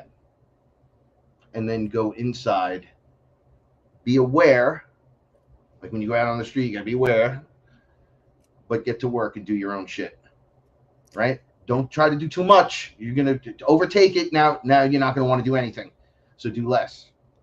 Yeah. And then it's like, oh yeah, but I could do a little bit more. It's like, okay, do a little bit more. Just remember, this is about you, saving you. This isn't about Don and Frank, and no matter how many messages from David Wilcock and any other person that you listen to can give you these messages and stories, not one of those stories is actually going to do the fucking work for you. Not one of them. You can do your work alongside the story, but the story won't do the work. You don't get in because you know me. Yeah. You get in because you're like, I'm coming. I'm going to do what he said. No, I'm just going to do me, and that's enough. But you got to believe that. Like, if you didn't think you were source and you were like, oh, little me. So if Jesus shows up, are you guys going to all fall on the floor and start bowing to him? You're going to start praying to him? And then let me tell you something. I met hundreds of Anunnaki characters. Hundreds. They all have bigger glows than all of us. One time, I had, just for 1 second, like, I saw the light, and I was like, oh, and I didn't. But everyone looked at me and was like, what are you doing? And I'm like, no, it's just powerful, and I'm going to fall to my knees. They're like, you stand up right now. It was like the lesson stopped. You ain't meeting another person. This motherfucker thinks it's time to pray. Dude, Frank, do you even pray? I'm like, no. They're like, well, what do you do? I'm like, I just talk to Source. I'm Source. So why the fuck do I pray to me? It goes up to the main guy and goes right back down to me. Like, well, I don't understand. They're like, then why would you be on your knees? Yep. Yeah. Why would you be on your knees? I'm like, okay. Okay, so if Jesus shows up, no knees. If Shiva shows up, no knees. If anything shows up, you don't get on your knees. If something shows up and says, get on your knees, it's not only not your God, he's not your fucking friend. He's a bad guy. Like, you come on, right? You can just tell him from a mile away, kneel before Zod. Oh, this fucking guy's got to go. He can destroy mountains. You got to leave. But who's going to save us? Well, you are. You're going to stop feeling unempowered by this bullshit, by these fakers, and you're going to start empowering you. And you got to work your way up to it. So it's not like, oh, I'm done. So you do that all the way to the solar event, and you try to meet it at the best way you can at the height. So when I do psychedelics, it's like a fast track. And when I say fast track, I don't mean, oh yeah, it's a fast track and we just go. No, it means I have to literally, during that experience, absolve all karma that would take me years in that experience. So I'm crying, hurting, breaking, being destroyed, pulled apart, put back together, died, born again, rebirth, death again. Get off their knees. Get off there. Do less. Do more. Like, it's fucking crazy. It's beings coming in from all directions, testing him, seeing if he's aware that they're going to all try to give him something. Eat me, drink me, fuck me, do this, do that. And it's like, bro, I can do all these fucking cool things, but I don't need any of that. I can just do it myself. And it's all attracted to me. This is what I tell them now. I'm Magneto, master of magnetism. I am the creator, right? That which needs me is attracted to me. And then it shuts things down, even though I do it with comedy. One guy said, but you're not Magneto. And they all went, shut up, it's working. Like, let him just be whoever the fuck he needs to be. They told me once, we'll send anyone to come and talk to you if it'll help. And I'm like, what are you talking about? They're like, you remember animated Spider-Man came in during the ayahuasca experience and helped you up? And I go, yeah, I thought that was weird. But he helped me off the floor, but I knew it was fake. How the fuck did he help? He held my hand. I knew he was like 15 years old. He was animated for 100%. And I said, I know this isn't real. And they're like, but Frank, what's real? I said, I could feel the wind when your web shooter goes off. And the wind came by my face. And I was like, yo, I grabbed him. It was real. I talked to him. It was real. He gave me the best advice anyone could ever give me. He's like, if I got angry every time they printed a news story about me that was negative, and I could just go in there and I could just kill these people. I could just smack them and kill them. They'd be all dead. But then with great power comes great responsibility, right? And I'm like, yeah, you got a point. He's like, just ignore it all. Just ignore it. Be like, yeah, okay, whatever. And then he goes, bye, and took off. And I went, oh, he's right. Just let it go, bro. You're just holding on to too much. Even Spider-Man's like, and they're like, yeah, that guy wasn't real. The message was real. And we give it to you the way you need it. Whatever way you need to fucking hear it to snap out of it. Then you can toggle and boggle with, was it real? Was it fake? Do that on the other end of it. You come through it and be like, oh, wow. So you guys are just locking it in. And they're like, yeah. Why? Because you're paying attention. As you pay attention, your attention leaves the script. Because I don't have time for that if I have to have time for this. And for me. Because this is me. It's my birthright. You want a better world? You got to start making it. You want songs? My songs, I can't sing no more. They all eat fucking babies, bro. Like all of you are into black magic. Like, just, are you fucking mad? So I'll sing my own songs. I'll sing my own shit. And it's only infused with high frequency, futuristic nostalgia. Sons of the Sun, you should check it out. It's pretty fucking dope. It absolutely is. I can tell you this. I got something to tell you. So, Mikey Ruckus from AEW hit me up, right? Okay, wait, Don. He goes, yo, man, you got it. He goes, you know me. I've been working. I did WWE ring songs my whole career. I'm with AEW now. He's like, I have all new guys coming through the Rhodes Academy. Everybody needs a fucking theme song and a walkout track. So I'm not doing them. So we're asking the people on our list that are musicians, yo, you want a shot at this? So send in some music. So he's like, I send him a whole bunch of stuff. I sign the contracts. And I go, hey, man, thanks for the opportunity. He goes, right, I'm going to get this over to Dustin right away. And then if anything, we'll let you know. So I'm like, all right, cool. So I sit with my brother. I'm like, oh, yeah. He said he was sending some guy, Dustin. And my brother goes, Dustin Rhodes? And I go, well, yeah, the Rhodes Academy. And I just looked and I went, oh, that's Gold Dust. Yeah. Right? Like, I'm like, holy shit, Cody's champion right now. I haven't been paying attention, but yeah. I'm like, oh, I didn't realize just like that, you're right back in place. When I was in the swing of my music, I was talking to all these other guys. It was like rock and wrestling and UFC fighters and porn stars. It got weird, but I met everyone going around the circuit, and it started with the wrestlers. And that's how I knew the window of opportunity opened again. I go, look at that, Gold Dust. Could you imagine? He emails me back, bro, we're going to do this.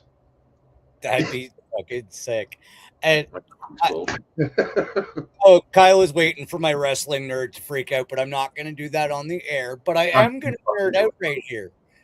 I have to absolutely agree and add to what Frank was talking about, how, like, if he and I were in a reality where we could just like chill out and watch cartoons or play action figures, that is absolutely what we would do.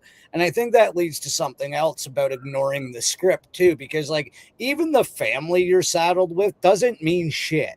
Okay. Most of my family doesn't talk to me, care about me, or even watch my fucking show. Right. It doesn't matter. Right. I had a moment that I've wanted since my childhood. Right here in Alberta is where the original Superman was filmed. And I actually made the pilgrimage to the Kent farm. And I did not call my mother. I did not call my sister. I did not call my cousins. I didn't even call people I've known for 30 years. I called my interdimensional brother from another space mother and video chatted him so we could both be at the Kent farm because that's real shit. This is something we both loved. And you mentioned Commander Zod earlier, and I have to tell you, this still fucking blows my mind. That day I went just outside of the property line, buried a crystal. Frank was still on the phone while I did it. We're driving back, and General Zod died. Oh shit, that's right. Yeah. Oh my god. Yeah, man. What was that guy's name too? Shit. I'm as soon as I get off the air, I'm gonna remember it. I'm gonna run inside. And I'm gonna start screaming at Paul and kneel before Zod. Right? I almost spit water on the computer. My favorite. Why do you talk this way to us when you know we will kill you for it? My favorite line. So Don went there with his wife and planted a crystal, just like from the fucking movie, right? Because the whole movie's based on the crystals that landed on the farm. Even though the ship was a giant crystal piece, and then he used the crystals to access everything. So art imitating life, life imitating art. But the reality is, you're the solar being. The crystals do connect you, and you're there. Like, you're on the farm where it all started, literally, right? Terrence Stamp, thank you. Yeah, he was fucking great, right? So look at that. You by planting it, you took out the energy. Now I know that's just I know that was. it's just I would synchronicity. never hurt a human being, but the character definitely died that day. Like we kicked his ass. Yeah. Dude, this is crazy, man. The way this works, right? Yeah. All right. So a crazy one with David Wilcock. I'm gonna throw one at you, dude. He's for all the people that ever made fun of David Wilcock and went shit all over these characters or whatever. On the Great Awakening map, his name is front and center, almost towards the center of the thing in big bold letters. He has not lied to you. He may have had problems and whatever. His information is good. He may have a forehead that has 4 extra fingers back, and or you want to tease him, that's fine. Don't take shots at him outside of that, and don't. The guy had a hard time, but look, his name's right there, front and center. Why isn't my name there? Why isn't Don's name there? Why isn't Ra's name there? Why isn't any of us on there? Why isn't Eisenhower's Laura's name was on there? Why, like, whose name's on there? Yeah. Why? Okay, there's a big script happening, right? And they want you to dive into the mentality of, oh, now he's killed himself. He's gone. He's gone. Oh, is it a conspiracy? He might have died because of frequency weapons and the other people that are missing, and they're dead. And the scientists and the this. See how we're dug into it and we're figuring it out. We're like, oh my god, it's got to be all these crazy things. We don't really know. Even if we hear from Elizabeth April and she's like, I channeled and I went in and I saw it was like this. It's like, okay, cool, but I'm going to have to do that 18 times from 30 different directions to find out what the fuck is going on too. And then do you still really know? Okay, no. Why did I just waste all my time on this? Yeah. I have to upgrade so we can stop killing the David Wilcocks. So we can get to the free fucking energy, so we can get to the magic, so we can prove manifestation to ourselves. Then just by living the example, it will prove it to others. Oh, do you see how the animals react to him? That's a big one, right? With me, it's huge. You see how the animals are with this guy? My wife, forget about it. So this year, the last 2 years, bumblebees have been landing in our yard and like staying with Paula. So One came down last year while she was saying that she wants to save the bees and she loves them, and the bumbles, they never bit her, they never did anything wrong to her, they just hang out, she feeds them and talks to them. And I'm like, well, when I was under ayahuasca, I saw a big bee and it was cuddly, and I thought it was going to stab me with the stinger, and it was actually a little tongue that came out, and it was actually a beak, and they're not going to sting you. It was tucking its stinger so it would know I'll never sting you, Frank, just give me a hug. And I came over, it was fuzzy like a puppy, and then you could see inside the eyes. I've never noticed any of that. So while she's there telling me about her experience, a big fat bumblebee lands on her ring finger, walks up, turns around, and sits as a ring on her finger. And she's sitting there, and my mother's like, oh, that's a weird ring, where'd you get that? And she's like, no, it's a bee. It's a big old bumblebee, landed on my finger, won't go, it just won't leave my finger ever since I said I'm going to do all this stuff and how much I love them. Now they react completely different. And I'm a firm believer that once any animal, like you rescue the mother and it has babies, the mother feels safe with you, then the babies come out, they become really cool with humans. Like that next round has got you scented in there, it's in their DNA. And then the next round would be, forget about it. Those, they're going to talk to you. Yeah. Right? So the bees work the same way, but it's every 30 days or some shit. So think about you reflecting back through the DNA of the creatures that feel safe with you. So the queen dies, another queen takes over, and everyone feels safe knowing what's going on. Like, Frank's not going to hurt the hive. By the time you're on the third queen or the third round of bees, these are your family. You can walk in there and not get hurt. The first round, you might get stung a few times, but second, third round, most likely you don't. And just like when you save different creatures, you'd never think these creatures would get along. A bear, a tiger, a lion, a gorilla. Yet you put them all together, all of a sudden they're all hugging and hanging out. No one's fighting. And you're like, why is that? It's like they chose to make the connection, live and learn the way they were brought into this place. Now, when they do that with their handlers, you'll find 20 years out, the handler's been gone for 10 years, comes back, and the horse is like, oh my God, it's you. It's you. It's always right. Runs right up to you and starts loving you again, just like the first day it remembers you. That horse has a baby. That baby is going to know you. Kyla just mentioned last year, William and I saved a magpie baby that got blown out of its nest because here in Alberta, it gets windy as fuck sometimes. And it actually built its nest outside of our house. Like literally what you're saying is this thing now trusts us and we feed it and its baby on it and its babies on the daily. Like they learn you and then they're cool with you in the environment and they don't see you as a threat. And then they'll come to you if there's an issue. And you're like, huh? I missed it on video, but somebody just saw orbs fly by your mic. I had to shut my internal camera off. I had a camera in the room, and it would go off if somebody would walk in. It kind of goes back and forth. It's one of the older models. And I had to shut it off because at night it was moving nonstop, and then it was just orbs. It looked like bubbles everywhere. And Paula was like, shut that fucking thing off before I break it. I go, but there's orbs everywhere. She goes, they're always going to be there. Shut it off. It's waking me up. And I'm like, okay. I do want to hammer home something you were saying earlier. And I'm going to simplify this because that's my part of this show, is putting things as 101 as I can. Is most of this reality is scripted nonsense to stop us from living our natural existence, right? Even what you were talking about earlier, and it's something Spin just said to and discussed with me multiple times, is like, we live in a world of even false consequences. Like, you're not supposed to, like, if you don't go work for somebody else for 40 fucking hours or 50 hours a week, you'll die and lose everything. No, the consequences are supposed to be, if you're a lazy prick and don't plow your field and tend your garden and plant your plants, you're going to starve, right? It's never been meant to be like this. And most of what we've been convinced that we need is a fucking distraction to stop us from what we're actually supposed to be doing, which is exactly what you're talking about, is getting out of this script, healing your traumas, healing your damage, and learning how this reality actually works. Absolutely. And what is the script doing?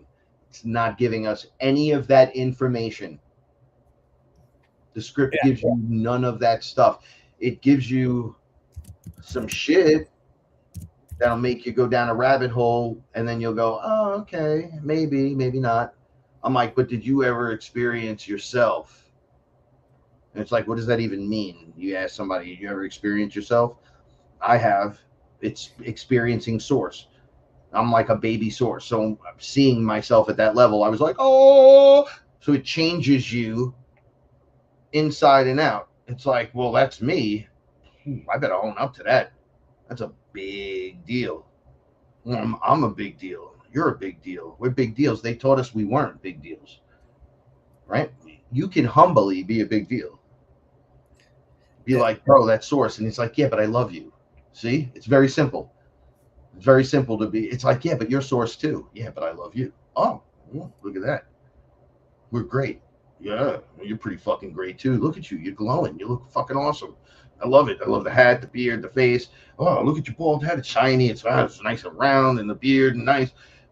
Not one point did any of these capital S sources decide to get out of line and be like, fucking burn them all to the ground. No, it was just appreciation for the other source, not giving them any shit. Just like me and my wife get along so good because I don't give her shit. I let her live. She doesn't give me shit. We have duties. You got to do your duties, and she will tell you if you're neglecting. And she has no fucking problem with that. She'll be like, she watches me sometimes, and she's just like, I noticed, and I'm like, all right, but she never tells me how to live. Yeah, never. She makes me want to watch her, understand what she's doing, and be like, oh, I want to be more like that. Yeah, that's a different experience.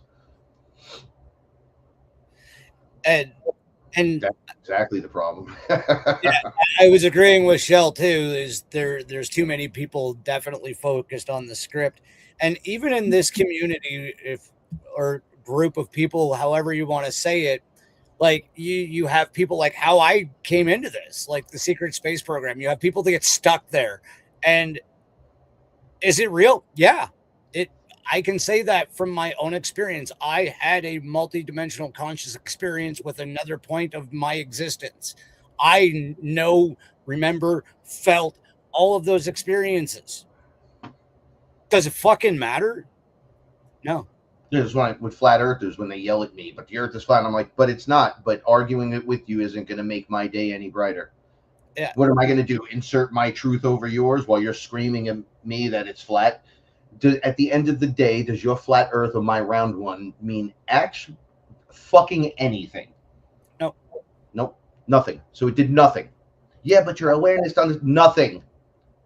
Nothing. And there's probably realities where one's flat and one's freaking round. And maybe you came from, maybe I was in space in 175 years from now. Maybe JFK is on a tropical island with Elvis. Who fucking knows? It doesn't matter. It's a distraction, right? Yep. It's okay to understand these things on a fundamental level and use the discernment and the experience to help you progress, but don't get stuck in this shit, because you're no different than, we'll call it a normie, following the script. If you get stuck in the script of this community as well, you're still not progressing. You're not going up, right? And Chris Matthew, thank you again, because I know you're going to listen to this, for bringing me on and being my producer for the last 2 years, said something to me that fundamentally changed my mind forever. And it is that I don't have a belief system. I have a current understanding, right? Because when you get stuck in a belief, when you are stringent about something, you stop learning, you start stagnating, and you stop moving up. Yes, that's it right there. And I just want to keep moving, right? Keep it moving. So when I play a lot of sports, right? They always tell you, unless you're playing baseball, they're like, but you got to keep moving to some degree or you're going to get hurt on the field. So I played football and lacrosse, right? So they're like, if you stop running at any point on that field and you're like, hey, look, it's mom, you're dead. I look for those guys. Hey, look, it's Goofy. He's looking off into the sunset. Guess who's getting the full weight of my shoulder into your sternum, right? That's what I've been waiting my whole career for, that moment from you. So you don't give it to them. You keep moving. And if you're moving, most likely you don't get hurt. It's when you stop and you take the hit, you usually get hurt pretty bad. right? That usually stops everyone. They're like, oh, and they got to call flags and shit. But if you keep it moving, things glance off of you. You jump over things, you move around them, right? When you like direct tackles aren't always direct tackles, and sometimes they are. Sometimes maybe you pushed a little too far and you caught it. But that's a lesson on how not to catch it again.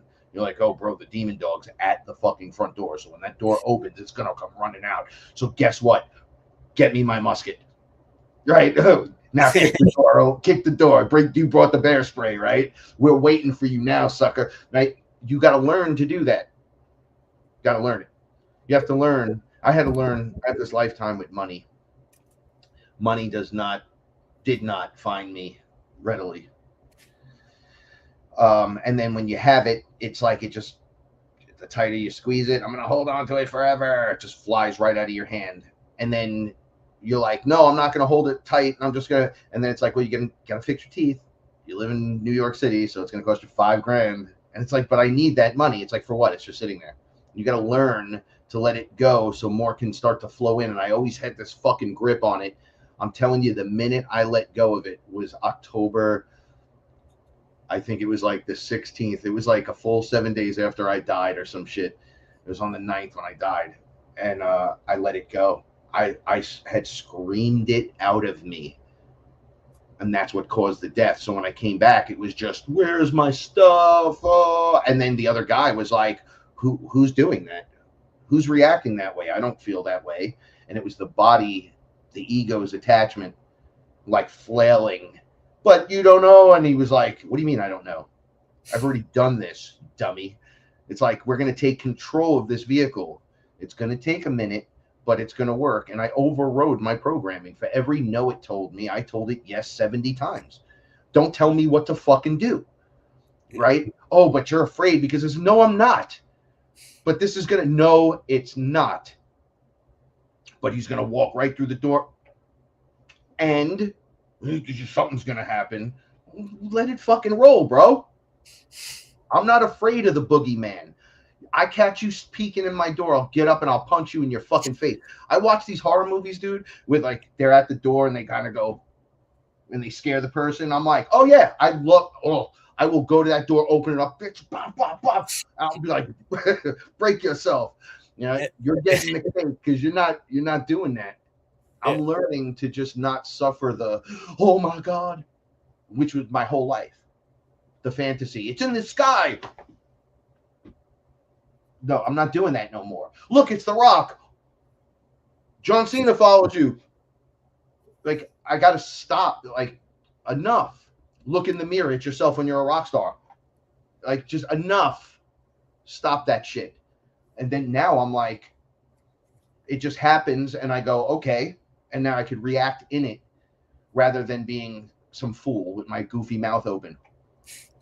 Oh, is this soul for me? Like, just do it, bro. Enough. We're all just big babies anyway, right? Just because you're 50 years old doesn't mean you're fucking, ooh, Mr. Wisdom. You know, like ayahuasca showed me we're all just big babies. We don't even have a chance to grow. We're already in reincarnation by the time we should be out of just the first round of school. They have us dead and back. That's why when I'm like, a bunch of us are going to walk through death this time, they get you comfortable with death. So you're like, I don't fear that. Right. Now you have no fear of it, right? Okay, now you're going to walk into there. So when I'm like, what is that walk into there? My grandmother died, and then she shows up in all my DMT experiences. She's getting closer and closer, even though she can always fly up to me and say hello, give me a hug, whatever. But she's always up there. But now she's like level with me. And they're like, because you're here, your frequency has come up. So that's where the dead go. Like, you don't go to hell or to heaven. It's not like that. Those places exist, but there's like a base reality where everything is. And you guys are, for lack of a better term, inside a snow globe as an experiment. And those who are harvested from there means the bubble comes down and you're just mixed with reality. You don't go anywhere. You're here, but now you see what's really going on. And that's a lot to fucking handle because it's all real. So all those characters are there in those frequencies. Now there's many frequencies laterally and above and below and beyond and all that. So there is a lot of stuff. But the basic understanding of the heaven, like you want heaven, it's heaven on earth, right? We are bringing heaven on earth. Yeah, you transform, you bring up the higher frequency, you anchor it in, and before you know it, it starts to echo out and become heaven-like. That's in the physical plane. In the other plane, when you're like, oh, it's 5D, they're already there. People are already there. And in 5D, you could skip laterally into dimensionally, up and down, left and right, laterals. You could go up in density, down in density. You could left and right in density. Like, it becomes so much. So it's all existing. So those characters are all for the creator being accessible. So your dead relative who decided not to jump in a body and come back, who might have a body there, they might have been in a tank like Don and I and projecting into the holographic space. So if you to die, your guy stands up on the ship and goes, whoa, that was crazy, right? And then Don makes it and walks up to the ship, and there's Don, and Frank. And he's like, how the fuck did you get here? He's like, hey, Donnie. And you're like, hey, look, there's Don. There's fucking Don right there. And Frank, who died. How did you die and have a body? Well, I was projecting it. I had an avatar there that died, and then I just came back to my body, which is the same character. It's me. Yeah. Well, what the fuck did you just say? Yeah, but that's what's going on. And that's just one of the many things that are going on. There's some that aren't even doing that. And it's like, what? It's like, yeah, you guys are going to walk your flesh body into this frequency, and you're going to live life there, which means you're going to live a long extended time. And over a couple of hundred ayahuasca clients, I've had clients say, this is my last round. I'm going to die, and then I'm going to reincarnate, and I'm going to do this. I've had people say, no, I'm living to at least 150 years. I've had guys say adamantly at least 300 years, knowing almost the date, being like, yeah, I'm going to stay for that, and then I'm just going to shift bodies, and it's going to be this, because that's what I really am. That's like the next step. And I'm like, oh, it's pretty intense. They're like, what about you? I'm like, I'm just going to walk through it and not die. That's the point. Death is not what we think it is. We're just going to walk our body back into where we came in from. So we're not going to be in that experimental bubble. And then you're going to like, well, where are you going? Up on the ship? It's like, maybe for a little bit, but I'm supposed to be here on Earth, creating heaven on Earth.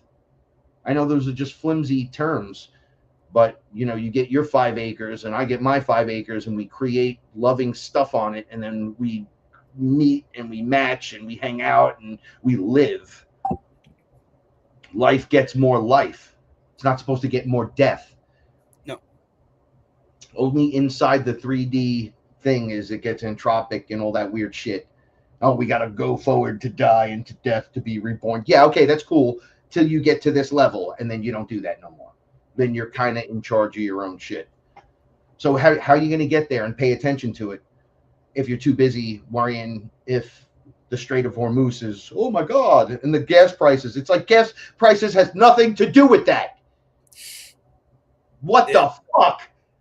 What the actual fuck, people? So that's how you know there's robots, androids, ETs, and bots, AI bots arguing with you online because they want you in. Oh, the Strait, the oil.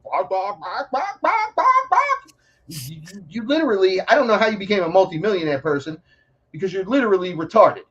You don't understand simple concepts. Simple. But this is the thing. So I'm a Jet fan. Terrible, I know. So I try to explain this to Paula. She's like, how could they do this? I go, this is called going down with the ship.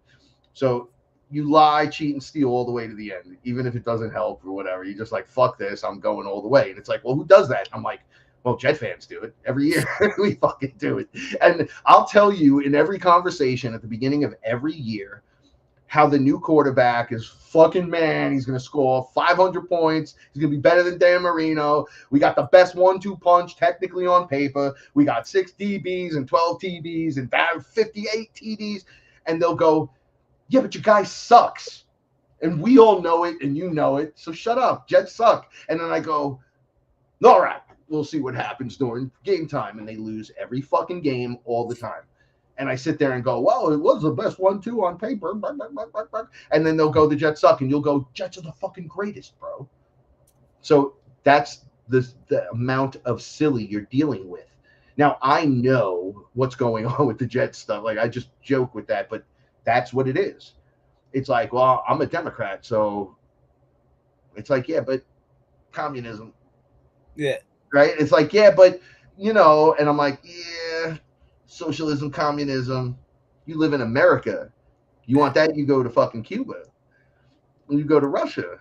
You go someplace else if you want that. Even if you thought voting it in was the smartest thing you could do when you cheated the whole process, you know that they today said we brought back firing squads because we want to move through this quickly. They're getting my musket. They're doing it. I'm telling you, it's probably already been done. And we're all arguing over the state of Hormuz and the $1.50 extra for gas. It has nothing to do with the strait. Nothing. These are greedy motherfucking corporations and a dark, deep state that just charging you. So we got Con Ed here, right? It's in the name, Con Ed. I used $80 in electricity last month, and I have solar. So $80, right? It cost me $400. There's $80 plus taxes and delivery fees. What delivery? What are you actually delivering? I'm connected directly to the fucking grid. One-time fee. The house is 114 years old. When was the last time you had to reconnect me to the fucking grid and deliver me anything? The grid's just active and pumps. So you're lying. Okay, then my gas bill's attached to it. It was like, yo, you used like $40 in gas because you didn't need the heat this month. It was just if Paula was cooking and we were making some meals, and that's about it, right? $500. I'm like, so the delivery charges are $338 to deliver heat that they never physically deliver everything. They one time flip the switch and that's it. Not to mention there's 50 taxes attached to it, which is all the rest of the money. Yeah. Right. So one guy, he shut off everything in his house. Just shut everything off. Shut the electricity off. Got a $600 bill. So he went back to them and said, I took the main electric off the house. I wasn't home in 30 days. The bill should be zero. So they're tagging you no matter what. And he's in court fighting this right now. He's like, I've never used any. Well, we still deliver to you, and then there's a temperate charge if you use the allotted amount, but it could go into the next allotment. So we just charged you for the whole double allotment. It's like, oh, okay, good. So I bought my house for $200,000 10 years ago. And because you decide numbers, so now it's worth $800,000, but I'm retired. I get $2,000 a month if I'm fucking lucky. And you just raised my taxes to an $800,000 home, but I never sold it. I never made money on it. I never added anything, and I never upgraded anything. But you're telling me it's worth this much more, so you get to charge me because numbers. No, taxation is theft. Get my musket. This is how you got to start thinking. Slam the door. Hang up the phone. Vote with your dollar. Don't buy their shit. I'm an action figure collector. Listen to me. This action figure should not cost more than $5-6. It's articulated. It does all this fucking cool shit. Yeah. Okay, that's $27.99. I said, well, I wanted that one, because that's. I told my brother, I don't want to spend more than $10. I spend $20 is retarded. Okay. The new ones came out. The Punisher, bro. Fucking Marvel Rivals, right? It's like $35. Bro, you're reusing everything. You know what? I'm not buying that. No. There's some point you tell them, fuck off. You're being ridiculous. COVID prices plus tariffs, none of that's been inactive. What are you talking about? That's all gone. What do you mean? You don't pay for the licenses. You're Hasbro. It's yours. You own it. It's not like you're going to get Michael Jordan and putting his face on a character, right? No, well, now it's $45, and it's like, wait a second. Only like Netflix just raised my subscription again. This is like the 6th time in 2 years. It's $27.99 now. Right? So at what point do you just say, I can watch all this shit free online? And just go to all the free movie sites. Yeah, but you got to click around. This was Paula's thing. I like the remote. I just want to. I go, yeah, or not. And you just hook the computer up to everything and you just play it in every fucking room. It just takes a few clicks. So you got to get out of bed. You got to make the click. Is it worth $27.99? I don't know. Add that up for the whole year. You get $2,000 a month. You got to pay taxes. Yeah. You get taxed. You got to pay that fucking Con Ed bill. Do you have a mortgage? You got a car payment? What? You have insurance you got to pay? That's a month right there. It's like, holy fuck, I didn't even buy groceries yet. I got $600 in cat food to get. These 4 motherfuckers will lose it if they don't eat every 2 hours. Right? Yeah. So I opt not to get the action figure and buy cat treats that are healthy.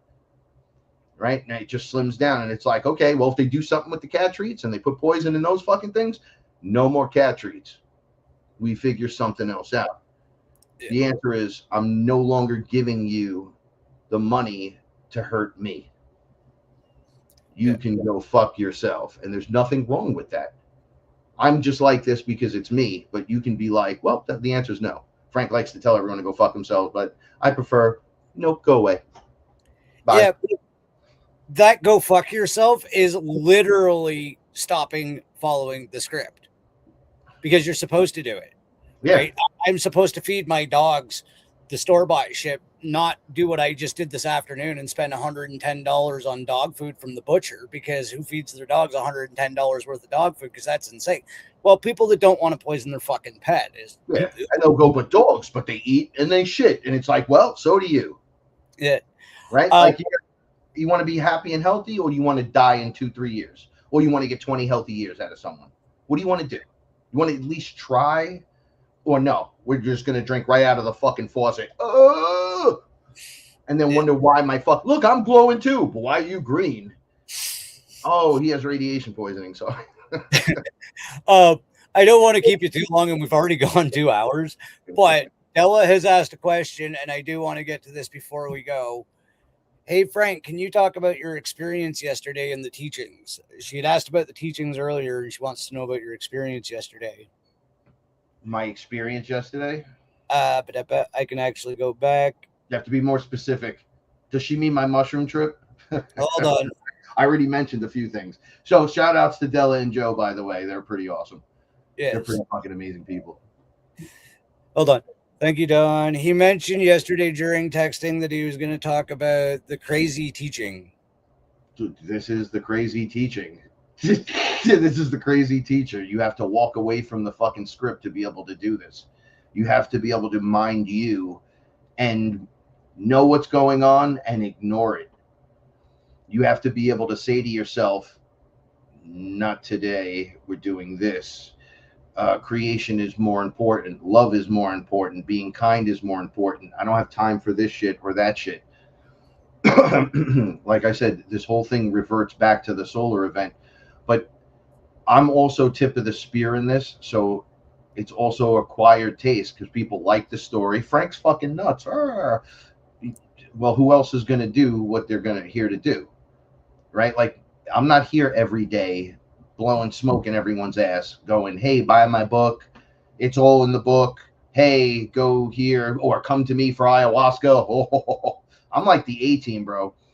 If you can find me, and if you can hire me, then maybe you might just got the A-team, right? Like, that's it.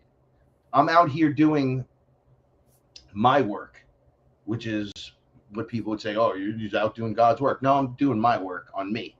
Because if I don't work on me, I'm not shit.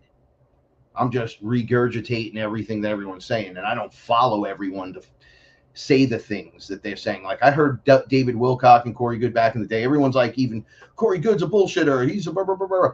Dude, before Corey was big, it was like 2014, right? I smoked, or 2015, I smoked DMT and was on a ship with Toth, one of the spheres.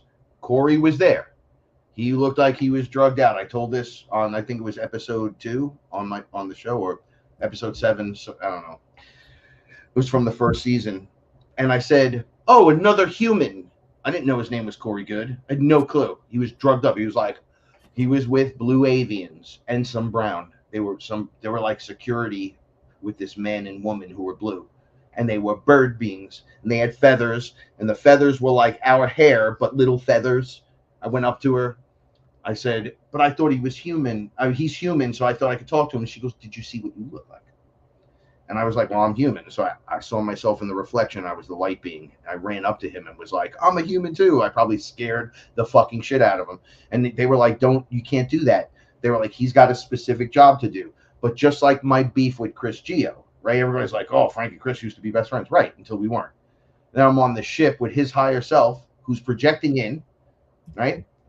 And I'm there going, what the fuck I got to stand with this guy for? I don't want to be what. And then he just came over and he hugged me. He's like, bro, I love you, whatever. Sorry about all that crazy shit. And I'm like, how is this even possible? And he's like, yo, I'm his higher. Just like you're the higher guy right now, which is why you're confused. You're kind of like, why are these people even here? Right? We can't make you do anything. So I can't make Chris like you. I can't make Chris not fight with you. I can't make him apologize. I can't do any of that. Just like I can't make you do any of that stuff. And I'm like, yeah, you got a point. And he's like, right, up here, we're all friends. And I'm like, you've got a point right there. Because I called out a guy on the ship. I was like, this guy, isn't he a pedophile guy? And they were like, no. And I'm like, no, he is. And they were like, no, we sent, each one of us is in a place that you have to be. So we dropped him in that spot with those people. So yeah, his name keeps coming up, but you drop the anchor into those people. Someone had to get in there, be around those people, not take part in it, and be like, I'm ratting everyone out. Right? So I'm like, wow, that's weird. And he was really nice to me. He's like, I could understand how you'd be. Some people, light beings, have descended into dark script characters here. But they're light beings and they know it, and they have to be dark until it's time to be the light guy. It's a heist. You have to go in and go as deep as you can. And that's the white hats and the black hats. Everybody's got their contract, their script that they're following. Like, I don't have time for this other shit because I got all this other shit to do. Like, it's written in that I do some cool stuff. I want to do that. I want to perform at some of these places. I don't want to be 70 doing that. And they're like, don't worry about it. That's going to be timeless. By the time you're 70, you're going to look 30. And I'm like, kind of makes sense. I'm 50 and I'm starting to look younger. Like, things are changing in me. It's weird. My fat little body started falling off. Muscle just started appearing just from going for a walk. I plank 30 seconds 3 times a day. That's all I do. And my fucking shoulders were getting huge. Like, my neck wasn't bothering me. I'm like, oh yeah, bro, I'll fucking crush a skull. But with love, like, this other thing is occurring. And I'm like, I'm not really working out. I wonder what it would be like if I worked out. They're like, your DNA is shifting and changing. When I met Toth, I was like, what's up with the human body and the bird head? He said the human body provides the optimization in this space for what I currently need. And the bird head provides the computing power for it. So we mixed it together and you get the best of both worlds. I'm like, do you skip leg day? Because you look like you never skipped a leg day. He's like, I don't work out. I'm like, you don't work out. You're fucking Hercules. He's like, all of you have it in your DNA to just be that way. And I'm like, what? He's like, yeah, you have my DNA in you, all of you. And you're going to all look like that eventually. You're going to just not have to put in all that work. You're not going to have to put in 50 years at the gym and then, oh, look at me, I'm Mr. Olympia. You don't have to do that.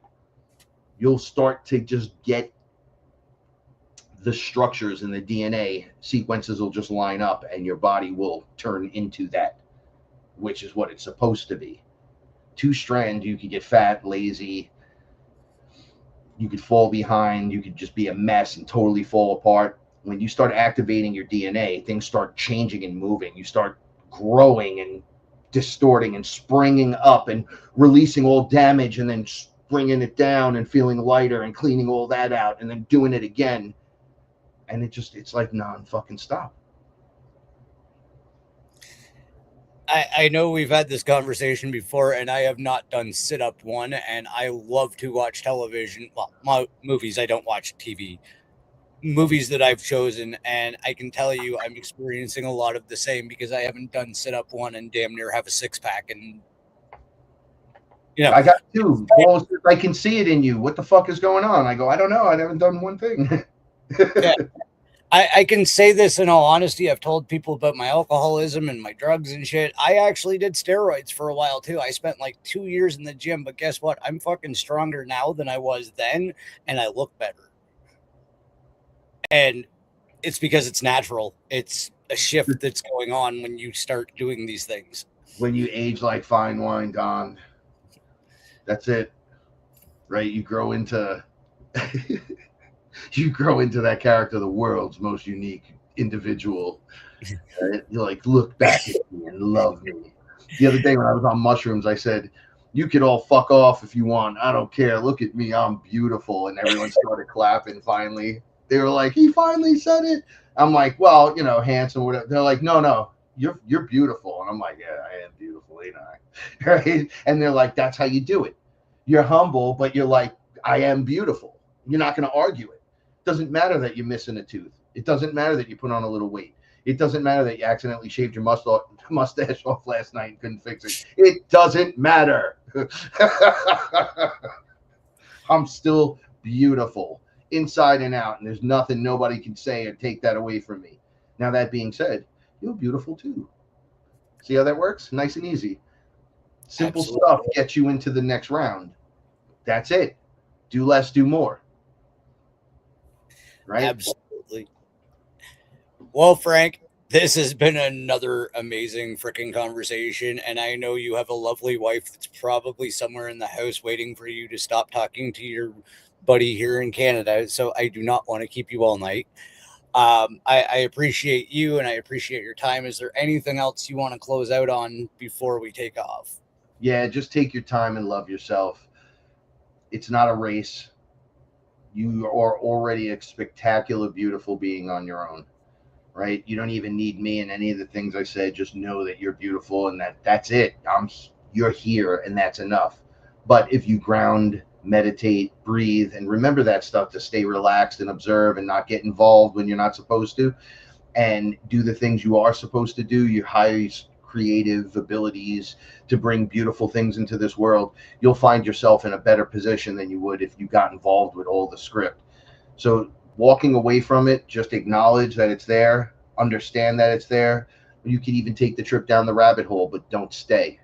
That's the thing. Don't stay. Don't let it creep into your mind. Do you know what Trump did today? Do you know what Madani did, Frank? What did he do today? He's a communist. Obviously, he's like, Frank, that's a nice hammer. That's my hammer. That's it, right? It belongs to us. What is once yours is now mine. Oh, okay. Hey, Frank, that's a nice drink you got there. Oh, let me guess. You want a fucking sip? Yeah, and then you're going to share it with 36 other fucking people. But you're buying, and you're buying the next round too. And it's like, oh, okay. See, I could get lost in it or be like, yeah, communist, commie, right? Go home. And then just, that's it. Deport, buy, and then just, I keep on moving. If I saw him in the street, I'd be like, hey, deport. And I just keep walking. I wouldn't shake his fucking hand. I wouldn't yell obscenities at him. Just deport, keep moving.